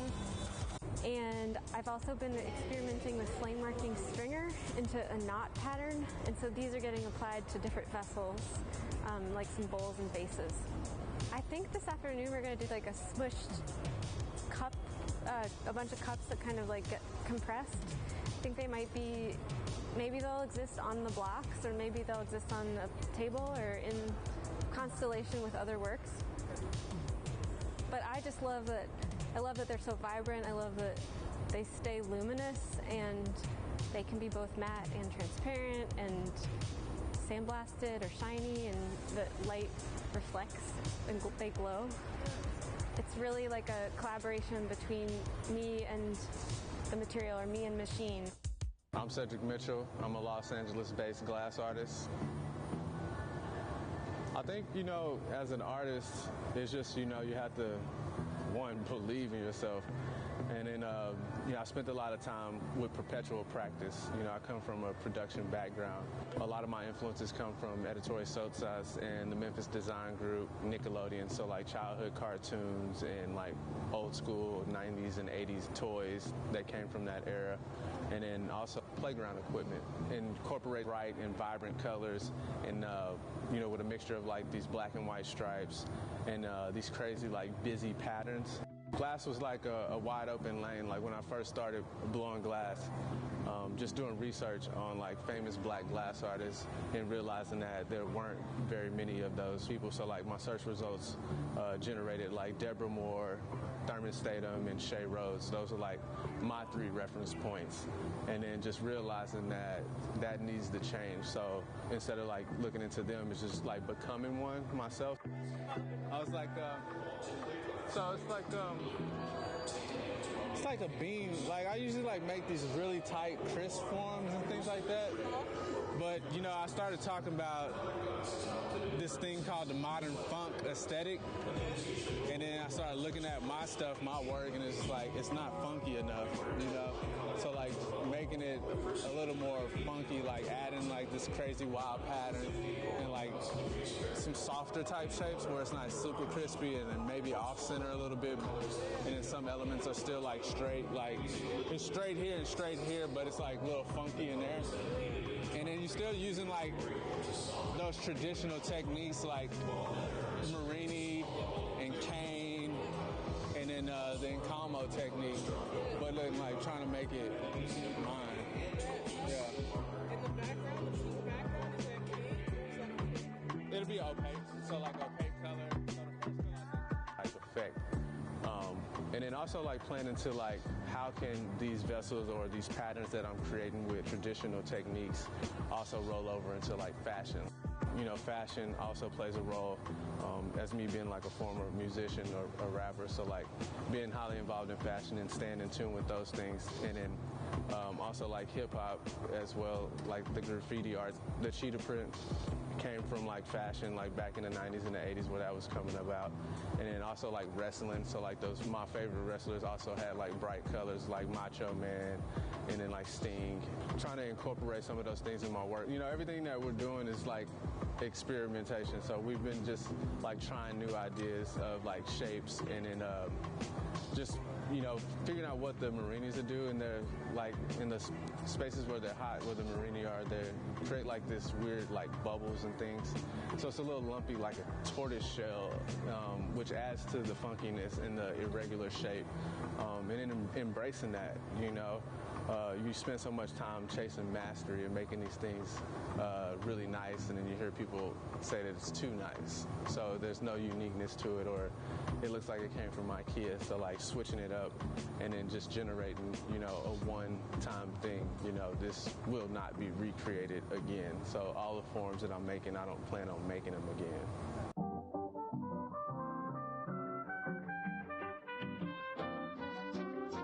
My name is Nate Watson, and I live and work between San Francisco and Louisville right now. I work between disciplines and mediums. I work intuitively and through research. My work is additive. It's changing all the time. The way that I start in the morning isn't the way that I end at night, and so my ideas shift and change. But there's a visual language that I've carried with me for the last 25 years. I try to create a container, and my process is essentially vessels, containers, assemblages. I try to build works or take on projects that deal with those felt things that tend to be a little bit more invisible. I think as an artist, I think of myself sometimes as a translator, and also making things I've come to understand is really healing for me as well, and I think it is for others. Well, the funnel is a shape that I've worked with and around for a long time now, and I just did a little bit of research and kind of looked up that form and that shape and found that it had been applied to everything from universal expansion and the shape of the universe to also data visualization and how people chart issues and things like that. You can segment different parts, their facets and things like that. And for me, it's become more of a metaphor for the accumulation of experience and things, and having those things be focused down to like a point or a moment. So all of the experiences, the things that everyone's done to get to that level where they can work together seamlessly, and then focus all that energy in that moment and make it happen, that is the funnel. And the funnel is actually happening. It's the team. It's a group of people making the work.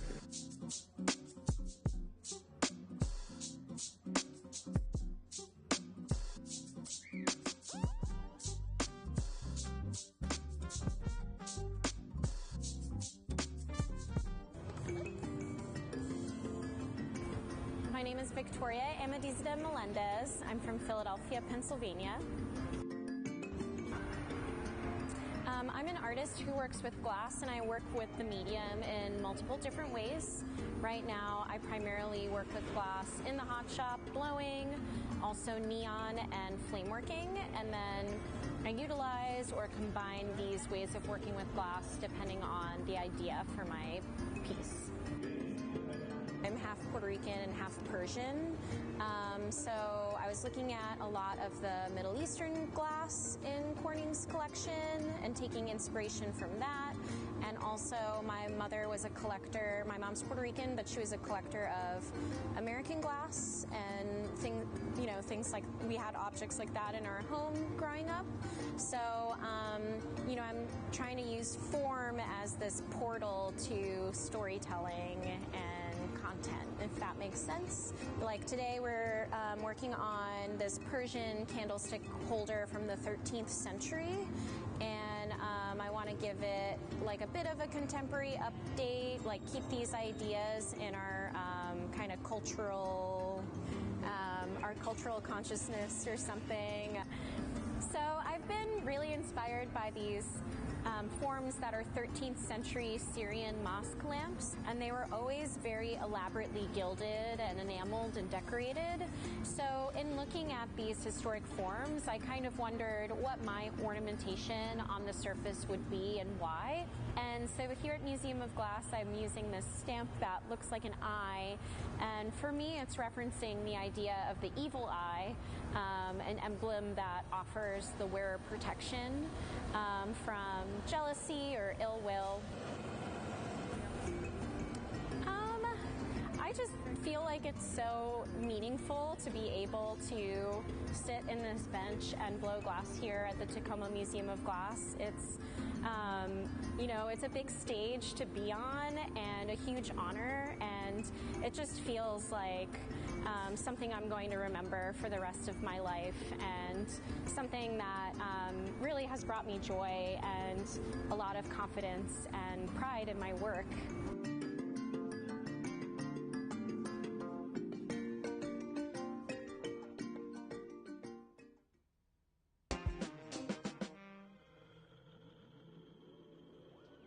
I like to explore many different techniques in glass making. I feel like glass just has an endless amount of techniques to learn, and I like to sculpt glass, and I like to play with different techniques, and I like to combine different techniques too. In making the ammonites, they're kind of a challenging form to make. I think that's why I keep making them. It's like maybe trying to find the perfect wave. Yeah, what I like about the ammonites is that it's just kind of a cool index fossil that dates the layers of Earth. So I think it's an interesting idea that makes me think of our past. I feel like in making the ammonites, I started to cut them open and see what was happening on the inside. So I felt like what do I really love from that? What do I really love from that? Does it really have to be an ammonite or a shell or a thing? And then I felt like, well, let's just play around with the glass and let it do its fluid thing, and make Marini and do color folds and chop it up and see what that looks like on the inside. I love how you can see them turning in the shop. It's flat as it's been cut through or something, and on the other side you have this beautiful pore surface. The surface of the glass hasn't really been touched, so it has this really beautiful quality of magnifying what's behind it. So I just want to see both of those sides. So I need to figure out a way to display those.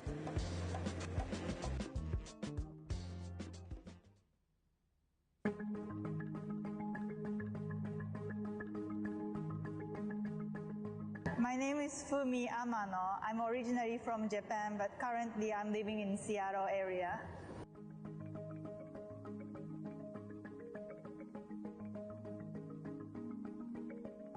It's my first time doing the visiting artist program here, but when I moved to the US in 2013, I was in Seattle and helping lots of glass artist friends. So because I really wanted to experience in glass studios, I was kind of helping lots of glass artist friends in this hot shop as well. I was assigned to make a sculpture with glass for a new concourse C at SeaTac Airport. So I'm working with the museum team to create lots of rondelles for that sculpture.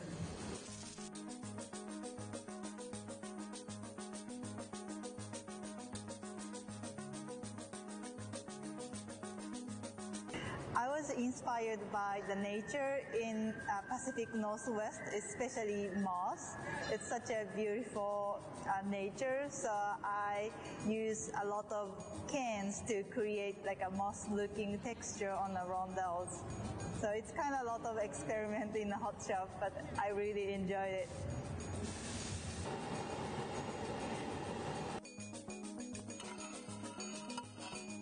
Yeah, I can't wait to make rondelles with it. It's a kind of like a patient time, like, pulling cans 1 day, 2 days, all days. but after that we can just roll up and making lots of rondels. So I can't wait to do that.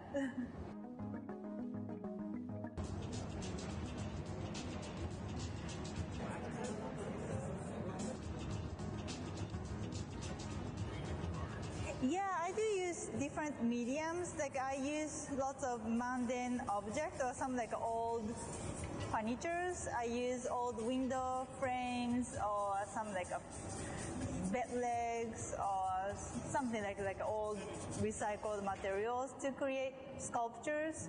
And also I really like to make large scale installation and sculptures with different materials. I was drawn to glass blowing at first. Then I started using lots of different techniques in glass because it's such a beautiful craft material.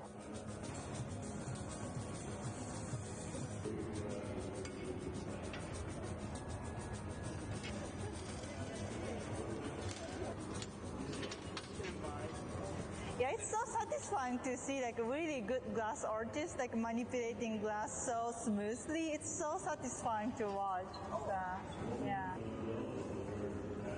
It's gonna be a public art at the airport. The most exciting part is maybe my family could see my work when they visit me. Then they will see my piece at first. So that's I'm so excited about this project. Yeah, I really enjoyed it. I see a lot rondels we made yesterday. It's kind of an experiment. So because I'm trying to make rondels with kind of a texture look like moss, it's a kind of challenging for us, how to make and how it would look like as a result on the rondels. So I really like how it turns out. I have a lot of designs on the paper, but working with materials, that would change a lot how it would look like in real glass. So I really enjoy the kind of a conversation with the material. Okay, I want to do this, and the material answered. So now I see the answer, and now I have to go back to the material what I'm gonna do. So I really enjoyed that conversation with material so far.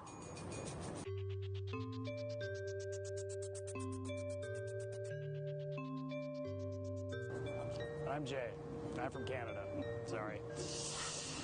I am super excited to be here. I was super surprised and delighted when I got that email. So they just have all these gestures that we can then play with the forms. So this one might have this kind of at the bottom here. It looks like it's kind of sliding on the floor or melting. And then up here, it's kind of off center. And then these will be playful up here. They don't take long to make, which is what scared me about coming here. So that's why there's a lot of double overlays. But we didn't pop the bottoms out on these ones because I'm like, okay, well, I wanted to figure out how these things go together first, and then the opening up the bottom could be another thing, which would be this time. So I've never blown into that mold, so we should probably just try it. Maybe it's a clear one or something like that. But it looked fresh. It was fresh. It's very fresh. Jason Murphy made that for me. We just want to pull tubes because I thought it'd be cool if we had different thicknesses of tubes, we could cut them into sections and glue them together. So as the neon went through it, optically, they would change. Low pressure. Yeah. Let's have some fun. Especially that one, which totally looks like Mars Attack.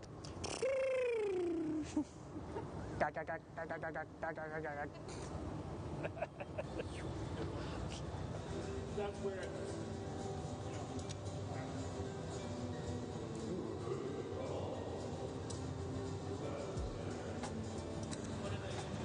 They are Bristol green and gold ruby, K3. Yeah, and we're gonna do the long pull up up from there, maybe tomorrow or something like that. What do you mean? We're gonna try basically pulling this out, but then just doing it from up top, so it drops in, and then just bend it into a U there and try and manipulate it. Yeah. We've been trying. Yeah. No success? We've had some turned brown, which is an interesting color. Yeah, that's the selenium coming out, the solution. When it gets heated up, basically, the different molecules of the different chemistries that are in there come out of solution, and they basically go out of phase, and that's where that milkiness comes from. So it's about how you heat your color up. When you're in there, when you drop it, heat it, when you do it, and then how you do your gather. So if you keep the whole thing clear in terms of your heat, and have it strike when it comes out there, that's when you'll get that true red. But that muddiness is just from that initial heat up. Yeah.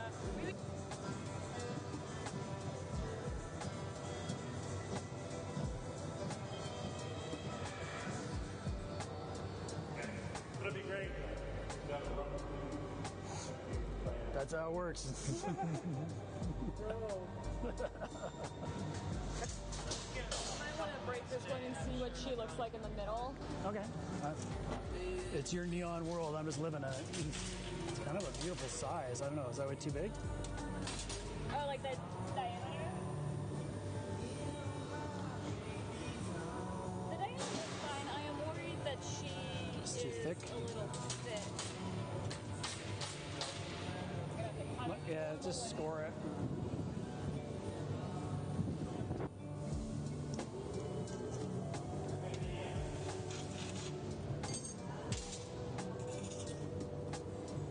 She might even be a little thin.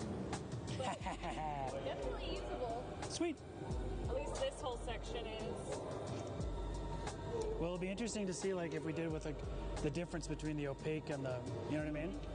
This will be a really light, nice, Soft. Ooh, lovely. Like, you just. not ideal, but not bad. Well, it's our first poll. We'll Yeah, get better. exactly. And so for polls, these are good too. Sweet.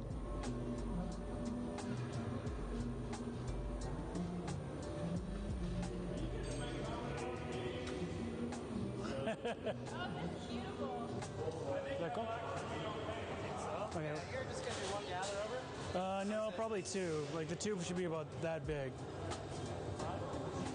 Yeah. 2 gathers? Okay. Yeah.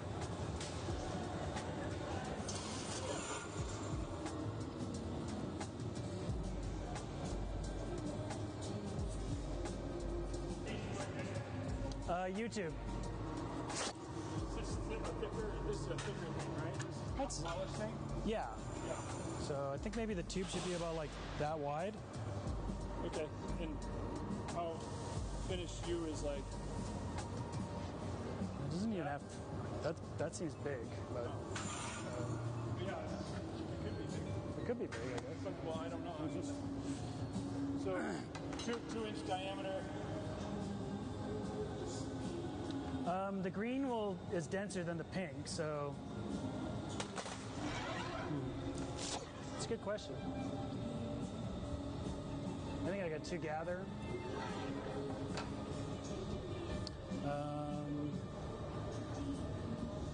That wide, if it goes like that. It'd be kind of funny if it was like a short one. Well, I'd kind of always be short. Yeah. Depends where you cut it. That's true. That's fair. So just try to make a nice bend. Yeah, it's just a, We get really artificial looking ruby. So you want a color sample of this guy? Sure. And then one of the cobalt. Do you want neon and argon of both of them? if we do that, then I'll know what it looks like. Yeah. Yeah. This will turn gray. Okay. That will turn purple with our neon. Yeah, we'll do 2 color samples of each. Okay, cool. Then we can see, like, we can look through different colors and see what they look like, sort of thing. Cap? Yeah. No cap. No, I'm just kidding. No cap. Jay!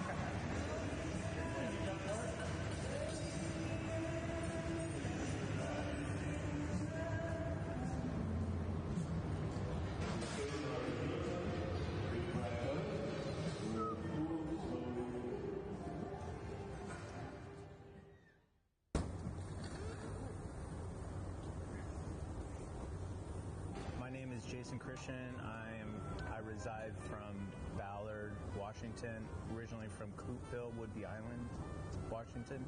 I've been making glass for 28 years.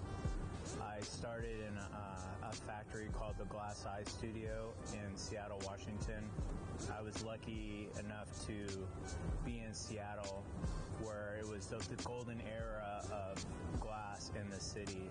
There was lots and lots of studios, so I could at any given day walk into a studio and just open the doors and learn. I started coming here months after it opened, so it's been fun to grow with the team and know everyone and meet all the people that have come and gone and stayed, and it's a part of me and part of my career, so I'm grateful for having me and being a part of my life.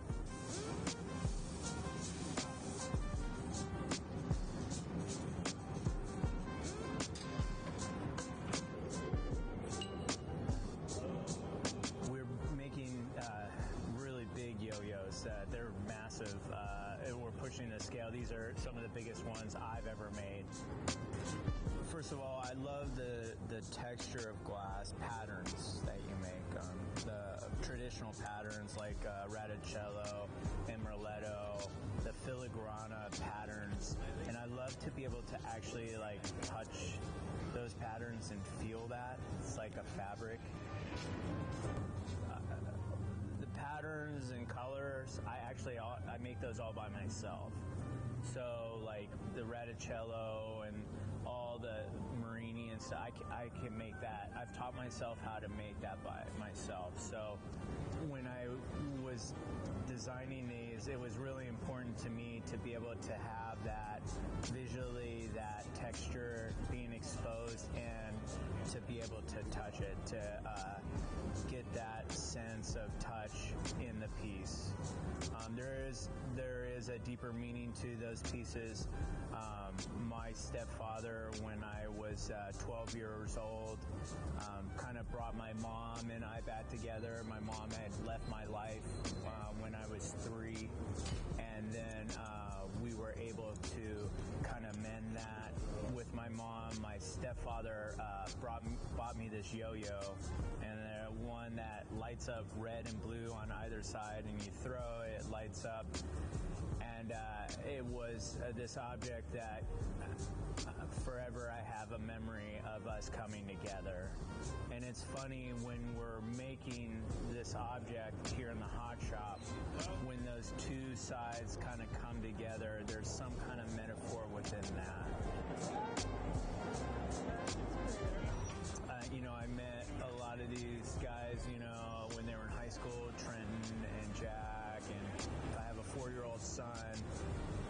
It's cool to kind of get in touch with the youth that way too, so I kind of know what's going on in my son's life a little bit, so yeah.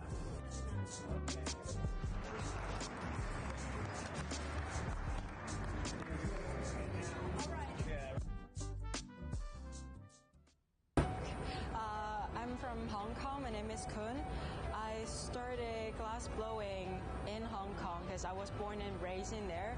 But by the time that I started glass blowing, there was only one glass studio. So I never thought of having glass as my career or like having like a future dedicated with it. But by the time I graduated that year, the one and only glass technician retired and asked me to take over his job. So I took that opportunity and my glass journey started there. Glass blowing is a teamwork. I love working with people, but because I started in Hong Kong by myself, so I didn't really have assistants or anything like that to work with, so I have to figure out a way to make it work when I work by myself. So I understand glass through my own practice. Like, you'll have to get it very hot, how to like move your hand. So when you're holding a pipe, you'll still be able to do a lot of different angles. So that's how I started. So then even if I have a chance to work with someone else, I keep that practice. It's kind of muscle memory right now. Since I start glass blowing, I always do figurative objects because I'm very into cartoon children books because that's the way how I learn about like stories, and when people try to teach you something, it's always start with illustration, right? So that's where I start. Now I'm working on a series about my Hong Kong identity. I'm using this character called Lo Tang. Is a mythological character that based in Hong Kong. They have a fish head and human body, so it couldn't live in the sea or the land. It's gonna be like in between, a struggle either way. So this is how I feel about coming from Hong Kong to the United States. When I first start, glass color are very expensive, and I started in Hong Kong. Imagine you have to buy something and have it shipped all the way to Hong Kong. It's very expensive. So when I started, I only do clear, black, and white. That's how I learned, and I think that's helped me a lot throughout thinking about color because I started with shading only. So then I have a more understanding of, okay, how could I make work actually look cohesive when it put together with color. So that's how I learned, that's my practice. And then I came here to the United States taking workshops from a lot of different people like Karen, Jason, Raven, Robin, and Julia. So I learned how to apply color with these people, and I try to like steal little things from different people and then try to put it into my own work. I'm Bree Chesler, and I'm from Seattle, Washington. This is my first solo exhibition hosted by a museum. So the Museum of Glass put a lot of faith into my ability to pull this off and do a full-on installation in their space. What makes it special is not only that it's an institution founded in glass as a medium, but the fact that they were willing to allow me to push the medium to the limit and put it outside of the box of tradition. And so by using glass in all of its mediums, all of its ways of manipulating it, so neon, kiln form glass, casting, hot shop, flame working, I integrate everything and really highlight the ways that the material acts when it's caught in like an unorthodox moment. I saw my residency with the Museum of Glass Hot Shop team as an opportunity to expand my studio practice a step further. So I focused on making really detailed glass elements that will act as the central components for larger installation work.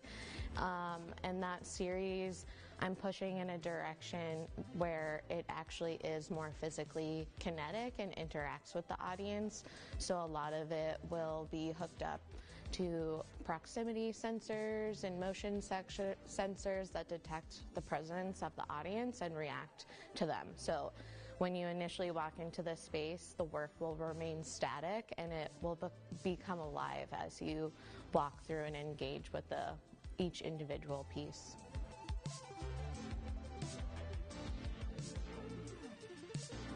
In a way, all of the work in here speaks to that, speaks to how I use the medium and how I highlight it in different ways.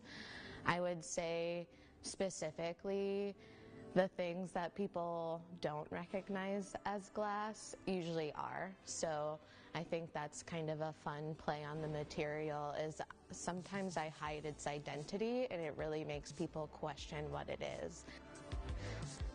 The aesthetic that I put onto my work that has that kind of whimsical, it could look childlike, or it could look like pre-teeny a little bit sometimes. I do that intentionally as a distraction to the audience. So it is meant to lure you in, kind of like a sugar-coated candy that's sour inside. You're gonna walk into this space kind of mesmerized and excited, but if you spend time with the work, you start to reveal these darker layers and complexities that make up the bigger picture. For me, the future of my career, what I really want to do is have a solo exhibition at the Guggenheim and be a Guggenheim Fellow. I really want to bring glass to an arena in the art world where it's not just isolated as a craft medium and as a medium that's seen as this delicate and fragile kind of material. I really want to amplify and show off the qualities of glass that speak to that kind of gestural, emotional narrative that you can really capture. And I feel like the art world hasn't really given glass that opportunity yet. There hasn't been that many people that have pushed outside of making a beautiful object. And so that's really what I'm focused on doing as far as advancing the material as I grow my practice. So my hope is just to make my work more and more interactive to the point where it can't be ignored. You have to have an encounter with it, and it's just close enough to living where it has a fantastical kind of energy to it. But I still think that I'll always draw from my personal experiences when it comes to concepts and the ideas that kind of underpin the work.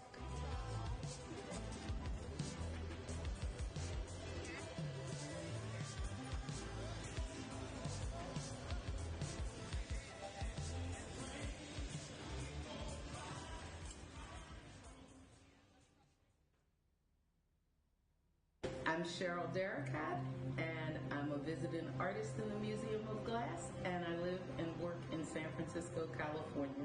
I've been making a conceptual portrait of Sally Hemings this week during my residency. Most people know Sally Hemings as the mother of 6 of Thomas Jefferson's children. However, Sally was also a seamstress, and that was her position within Monticello plantation life.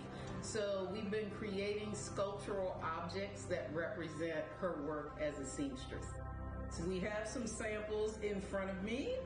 I've been making oversized spools of thread, and I tried to choose historic colors that would have been prevalent in the 1780s, early 1800s when Sally Hemings and Thomas Jefferson were alive. We've also made some oversized sewing needles in glass, and some of the even larger pieces are scissors and irons. I tend to have a research-based practice, so a lot of times I will be triggered, quite frankly, by a phrase I hear or something I read, and I'm like, oh, that's interesting. And I start, following that and researching it. I got interested in history pretty young. I was a history minor in college, so I always enjoyed it. And I think as an adult and as an artist, I began to see that we were having a lot of challenging contemporary dialogues about things like race and equity and place, and it was because we really hadn't dived into our history. And so when I had the opportunity to do a group show at the French consulate, I realized that, whether I liked it or not, it was time to dive into Thomas Jefferson, who was one of our most notorious French ambassadors. It's important for all artists to do the work that they're called to do. And I know for my own practice, I work pretty intuitively. So if the inquiry is leading me toward a topic that's about race, I'm not going to shy away from it, And I think American history is a very convoluted situation, to say the least. And so the more we can own that, I think there's hope for us to hopefully move forward in a better state than we've been the last few hundred years. ultimately, most of my work at home results in warm glass. I have a large kiln in my studio in San Francisco, and I also do some work on paper and textiles. So I would say a through line of all of my work is visual storytelling, text, and image, whether it's in glass or on paper or textile. So it has been great to be at the Museum of Glass. The Hot Shop team here is amazing. We have been under Gabe's leadership this week, and I think the best thing he said to me was yesterday, boy, that was really challenging and fun at the same time, because I think these are familiar objects, but we've certainly been looking at them through the lens of the 18th century. So, you know, a spool of thread was wood. It really wasn't the kind of conventional spool of thread we think about today. The handles on scissors are a little different than our contemporary scissors. So I have really appreciated being able to partner with such great glass-blowing professionals that care about that level of attention to detail and actually enjoy it, even when it's a little maddening sometimes.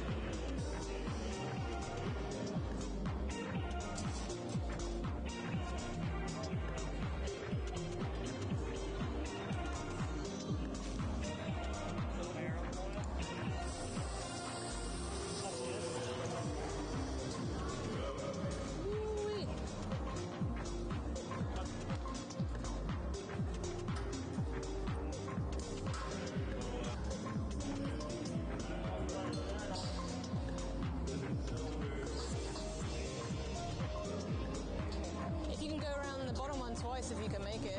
Yeah.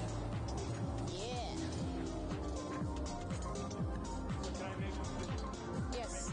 Yep.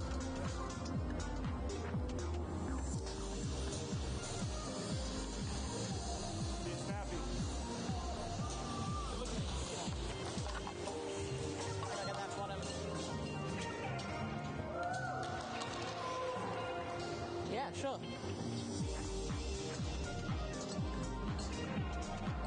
Yeah, just once is fine. Awesome. Yeah, totally. What are you going to touch, man? Dude, touch those two together when we come off. You got a little time.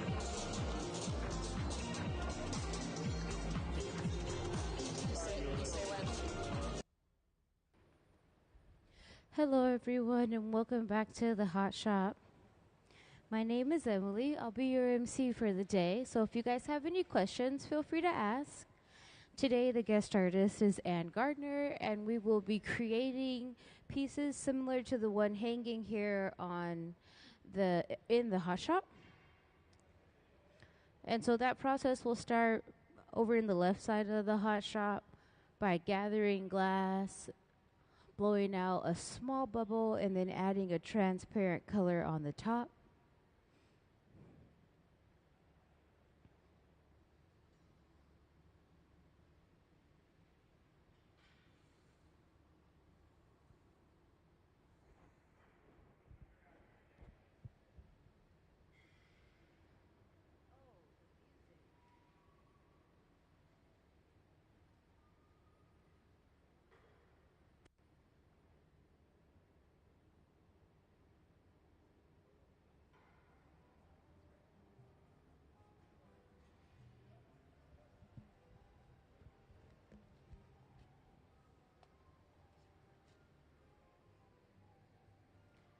So these ovens that we will work in and out of while we are creating here in the hot shop are reheating chambers. They're powered by natural gas and forced air.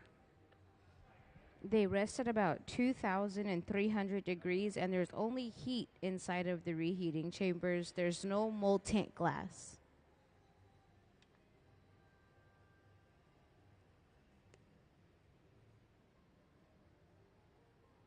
On the left side of the hot shop, she's marvering what we call color bar. We'll lay a bit of this color bar over the bubble when it's ready, and that is how we will apply color to the glass, because all of the glass within the furnaces is clear.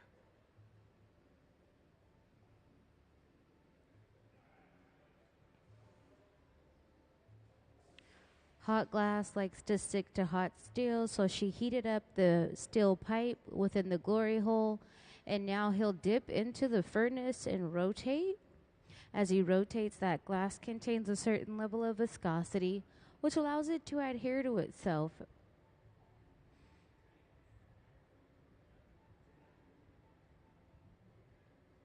As you can see, the glass, when it comes out, it's super duper orange, but it's just hot. When it cools, it will be clear. That furnace there can hold up to about 1,000 pounds of molten glass, and it rests at 2,100 degrees. Once again, Ann Gardner's are visiting our guest artist for the day. She's working with the hot shop team to get her work produced. Can we see some of Ann's past works?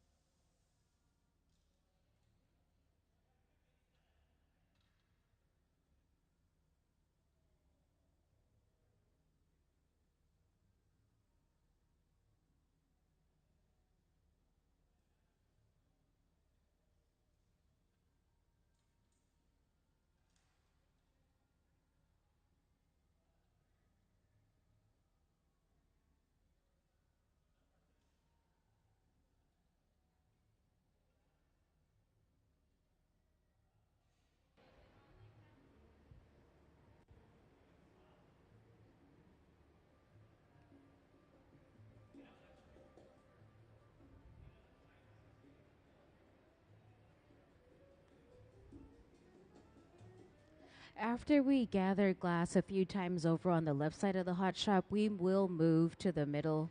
Just so you all know, we're just getting it started over here.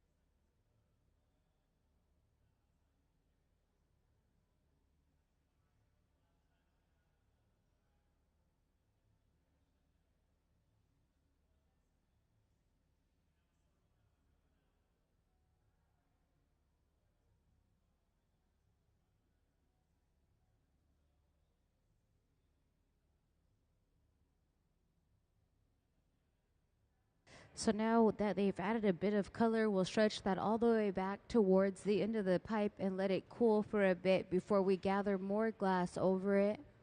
We have to have a lot of clear glass in order to be able to blow out a piece of this size. So we'll gather over it a few good times before we move to the middle bench. I just wanted to let you guys know of a few things coming up with Museum of Glass 2 this week. On Thursday is Third Thursday, so the Hilltop artists will be here in the hot shop working from 5 to 8. So if you've never had a chance to see the youth artists from Hilltop Artists demonstrate their skill set in glass making, you're welcome to come back Thursday. And then on the July 19th, we'll also be at Summerfest in Lakewood, and we will be doing flame working tabletop. So that's glass being made on a torch. I'll be there flame working myself, and then also another artist, and then also we will also be at the Seattle Art Fair alongside Pilchuck Glass School. That'll be from the 17th through the 20th.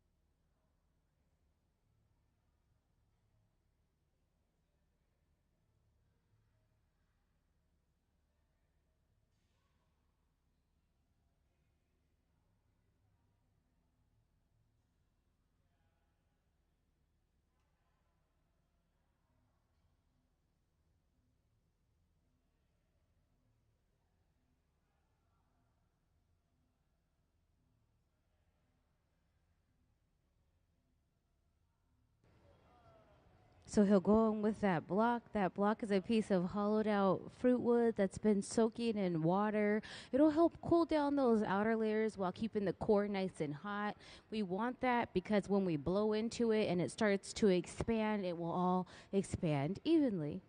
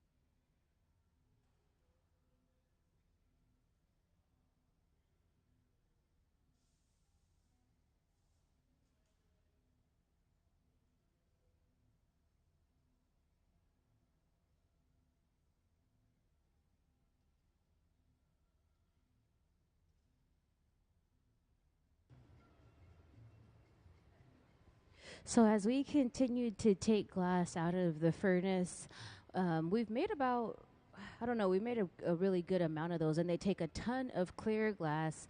Every other week or every week, our hot shop technician has to refill the furnaces. And so this is called charging the furnace, because that 1,000 pound level, it doesn't just magically reappear after we continue to dip into the furnace and take it out.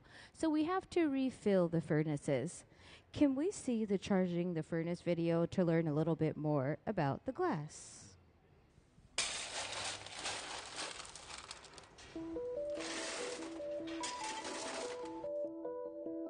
Charging the furnace is what we call filling the furnace up with glass. Glass cullet is washed clean and loaded into tubes for filling. Here at the museum, we don't use recycled bottles. Instead, we melt cullet that has been specifically designed to make blown glass art. The primary ingredient in glass is silica sand, or silicon dioxide. The other two main ingredients are soda, or sodium oxide, which lowers the melting temperature, and lime, or calcium oxide, the stabilizer. Once the cullet is loaded into the 2300-degree furnace, a rake is used to level the glass for even melting. The furnaces at the Museum of Glass hold approximately 1,000 pounds of clear molten glass and run continuously 24 hours a day, 7 days a week.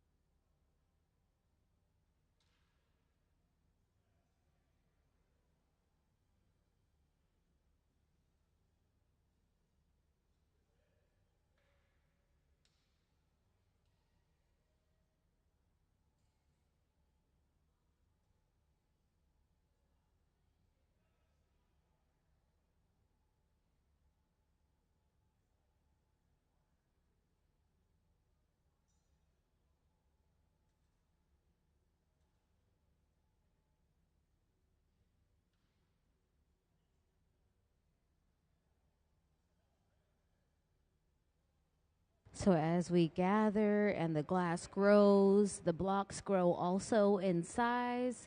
So we're able to shape that super duper hot glass, harness that energy, help it chill down a bit, and then we'll be able to continue with blowing into the bubble. Now we're at the part where we're going to blow it out.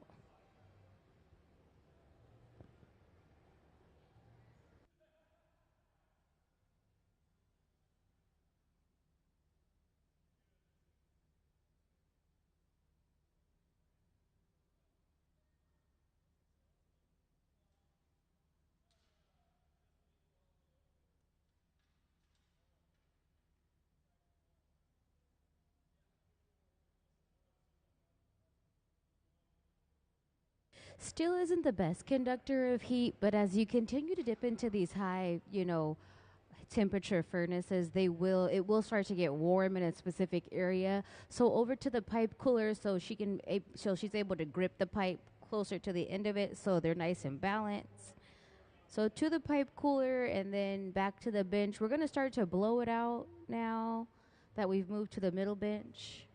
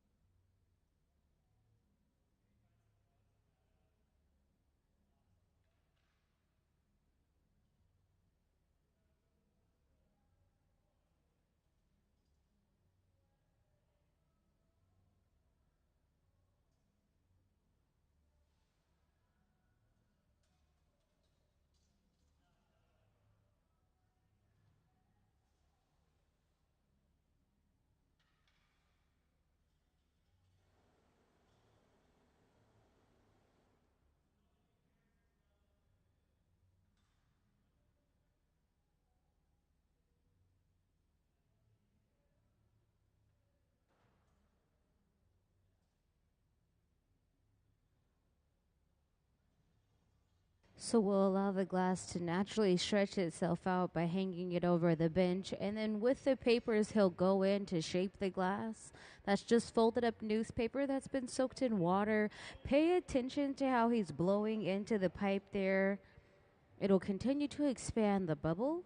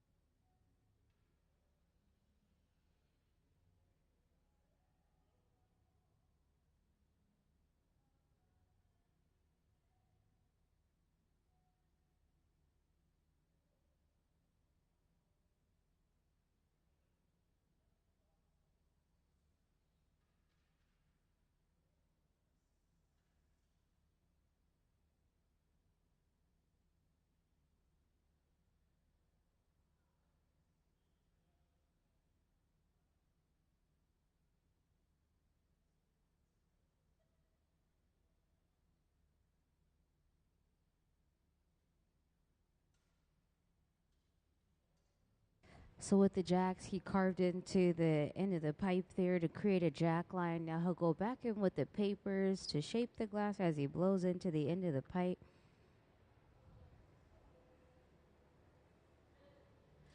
He'll reinforce his jack line. That jack line helps indicate the end of the pipe and the beginning of the piece. This will also help us remove the glass from the pipe at a different point in the process.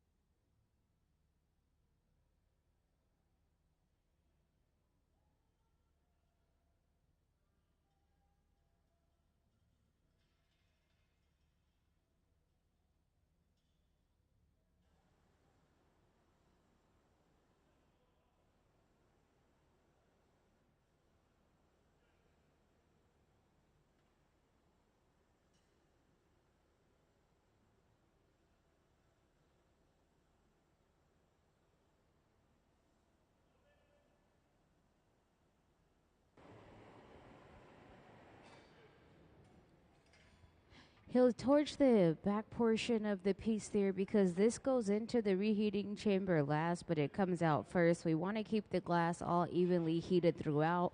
So that's why he's torching it with the fluffy torch.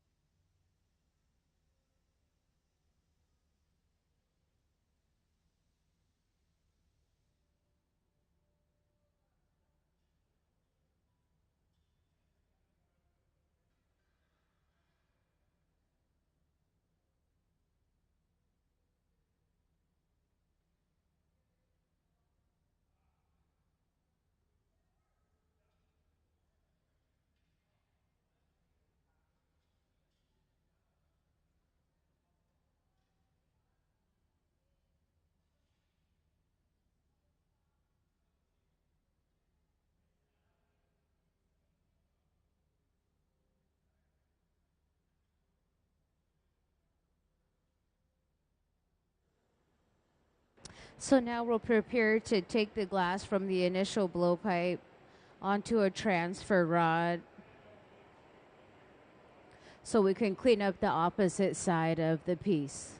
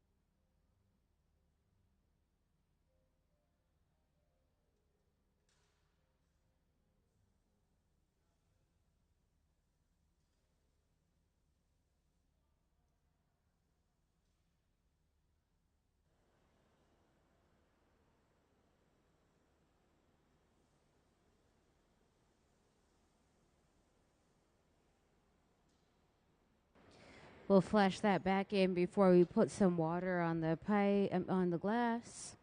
We'll put a little water on the glass. Thermal shock will set in. We'll tap the pipe. And we'll release that blowpipe and we'll transfer it onto the transfer rod. Now we'll go back into the reheating chamber and work on the opposite side. So we'll start to pluck out and clean up the extra materials to make it even all the way around.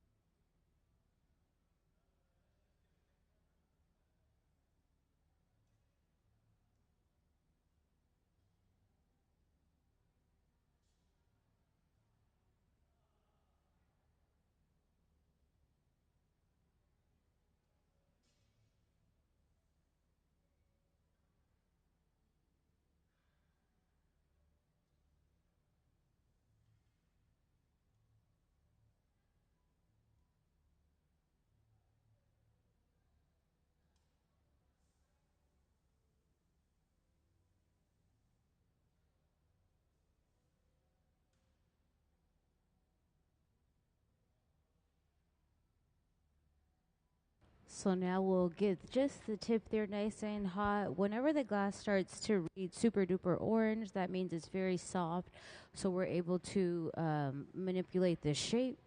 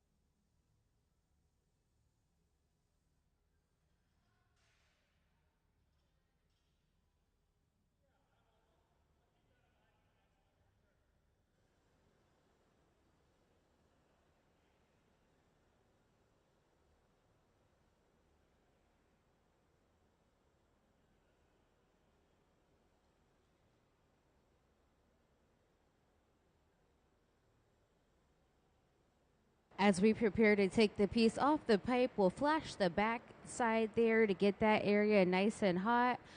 So when we put water on it, thermal shock will set in, and then Sarah will catch it off the pipe. Her Kevlar gloves will protect her skin from physically being burned, but she can still feel the heat radiating through the materials.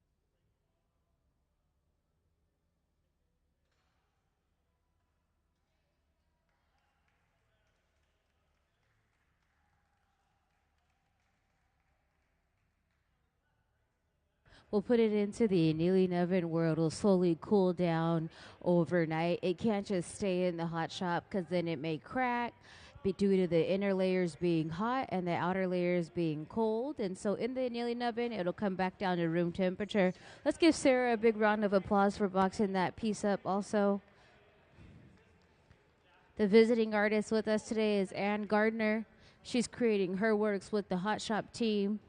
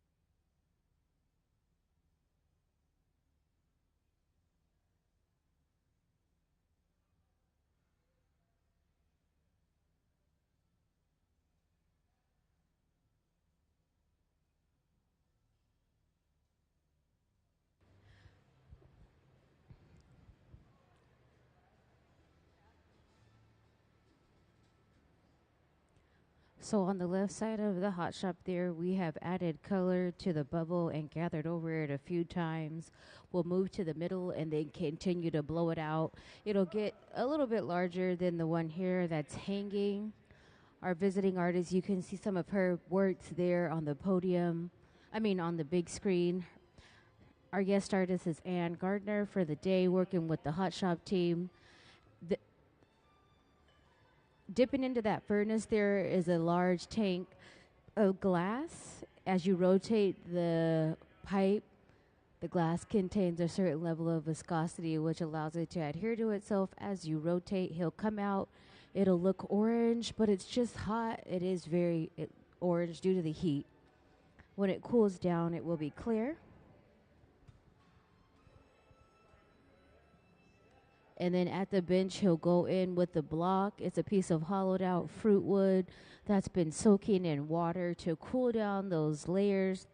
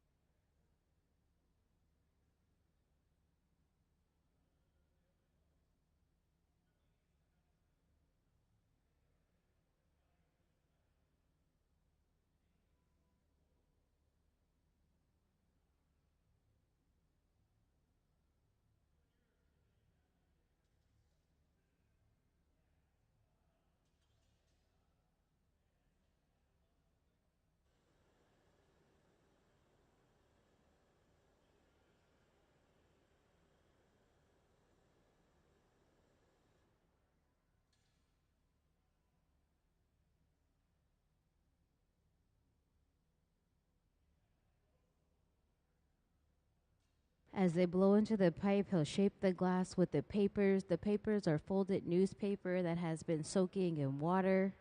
This will allow him to be able to guide the glass almost as if he's using his hand. We're going to torch it. Oh, maybe not. We'll torch the jacks to get them nice and hot so we can carve into the glass.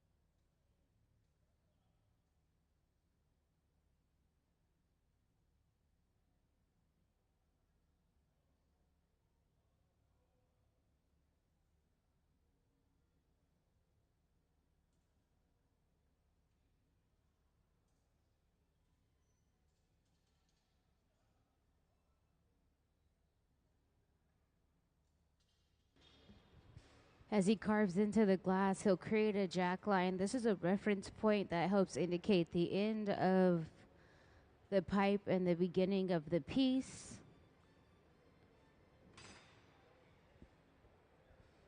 And then back in with those papers, so shield him with the paddles. They're just wooden paddles to protect his arm as that piece is getting larger. I'm sure it's above about 2,000 degrees.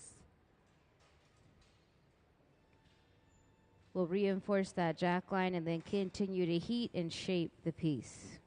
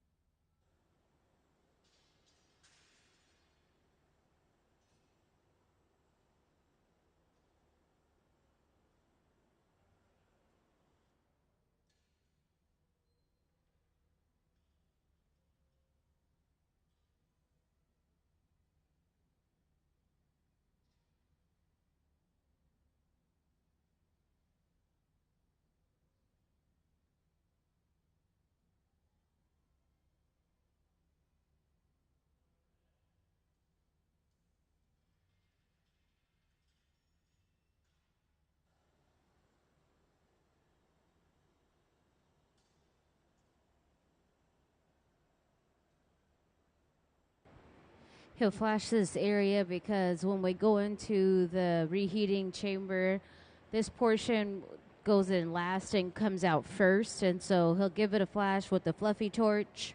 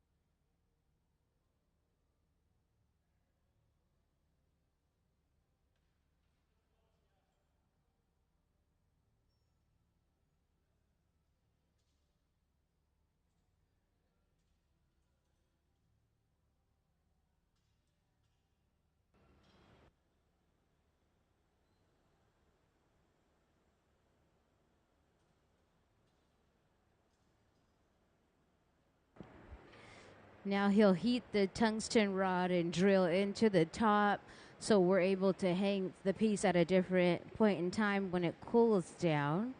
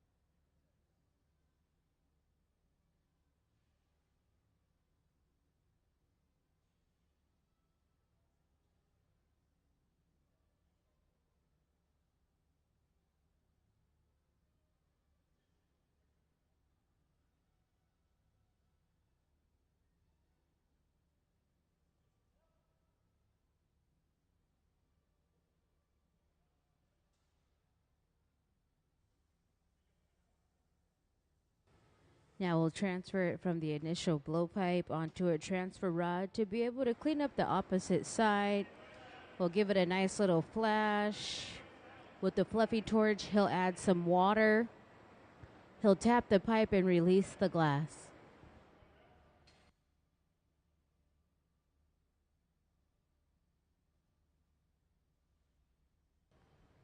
A little water. Tap it, and it'll release from the initial blowpipe. Now we'll get that in nice and hot so we can clean it up and make it nice and even at the bottom.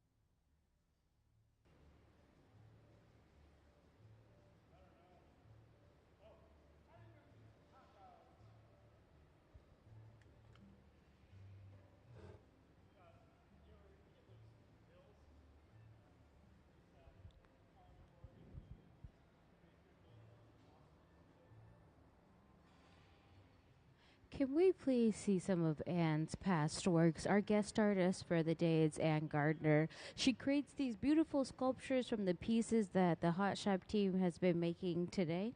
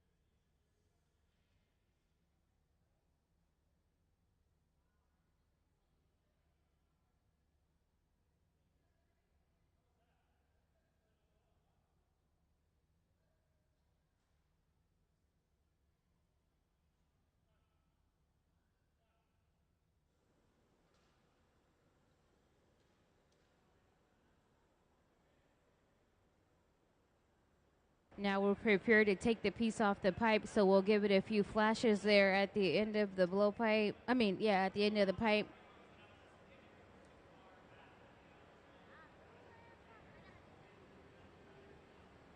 Sarah will get suited up. Those Kevlar gloves will protect her skin from physically being burned, but it'll still radiate the thermal energy through the materials, so still be super hot as she holds it and takes it to the annealing oven. When they knock it off the pipe, we'll put it into an oven where it'll cool down overnight.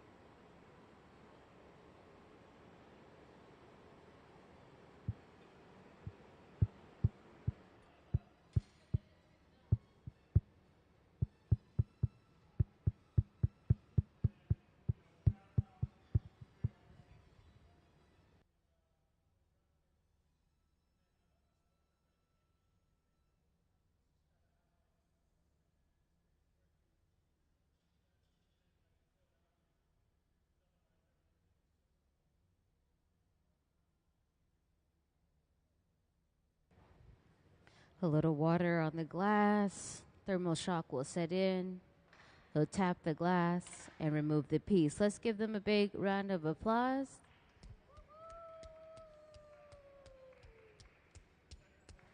Into the annealing oven it'll go, where it'll slowly cool down overnight.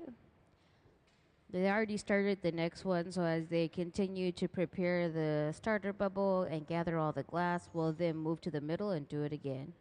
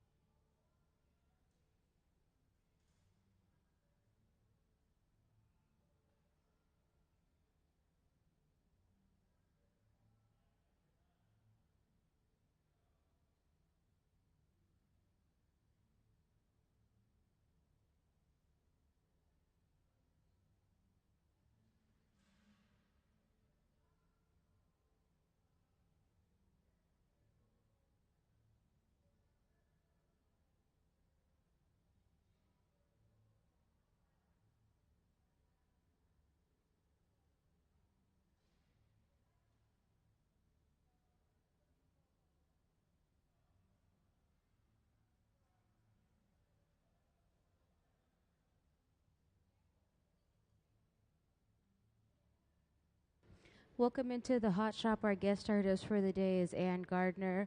We're working on pieces similar to the one hanging here in the Hot Shop. We've gathered enough glass to begin to blow out the glass to that scale. We're working here in the middle bench.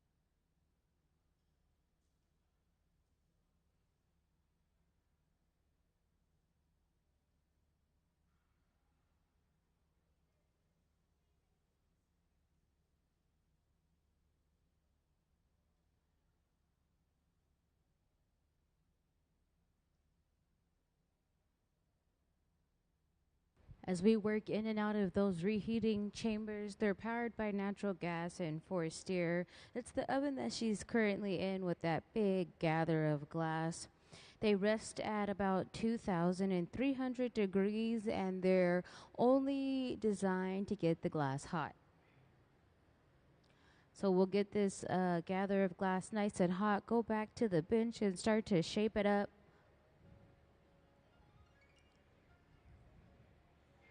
Here on the left side of the Hot Shop, I believe we're preparing the transfer rod at the moment. That block there is a piece of hollowed out fruit wood that's been soaking in water, which allows us to shape the glass. She'll stretch it out by just holding it up naturally over the bench. He'll blow into the end of the pipe to expand the bubble. Sorry, she'll blow into the end of the pipe. And then with those papers, he'll shape the glass. The papers are folded up newspaper that have been soaked with water. He'll give it a torch, and then we'll go in next and start to carve into the glass. She'll shield him with those paddles because the radiating energy, the thermal energy, is super hot. Probably well above 2,000 degrees as he works.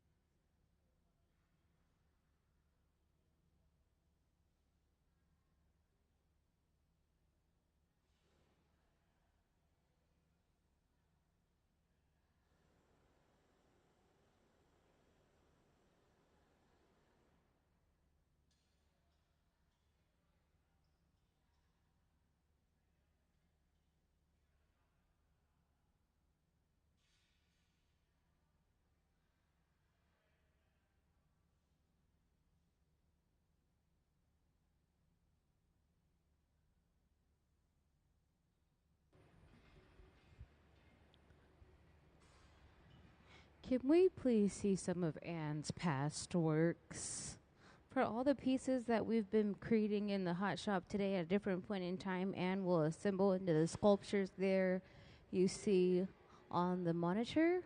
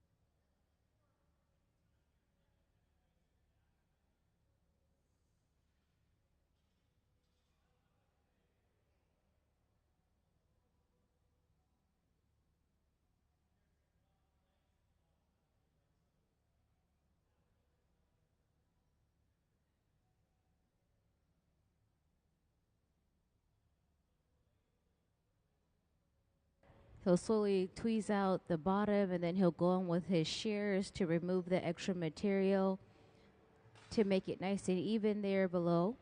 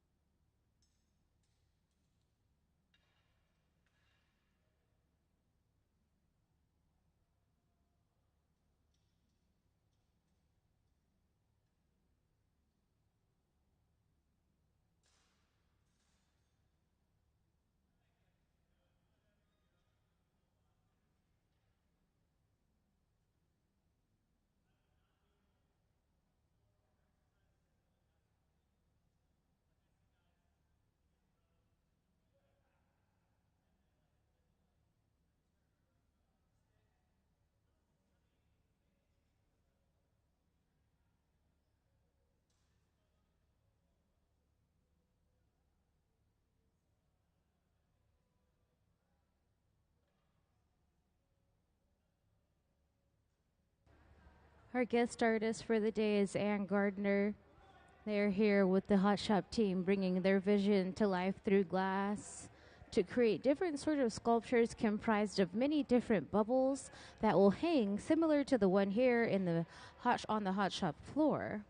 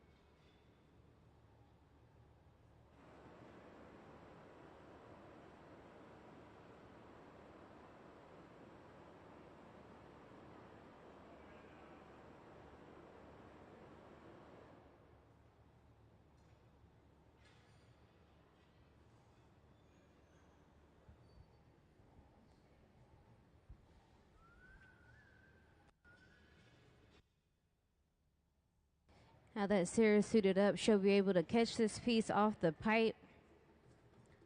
Put a little bit of water on the back of the pipe there. Thermal shock will set in. We'll tap it. Let's give them a big round of applause.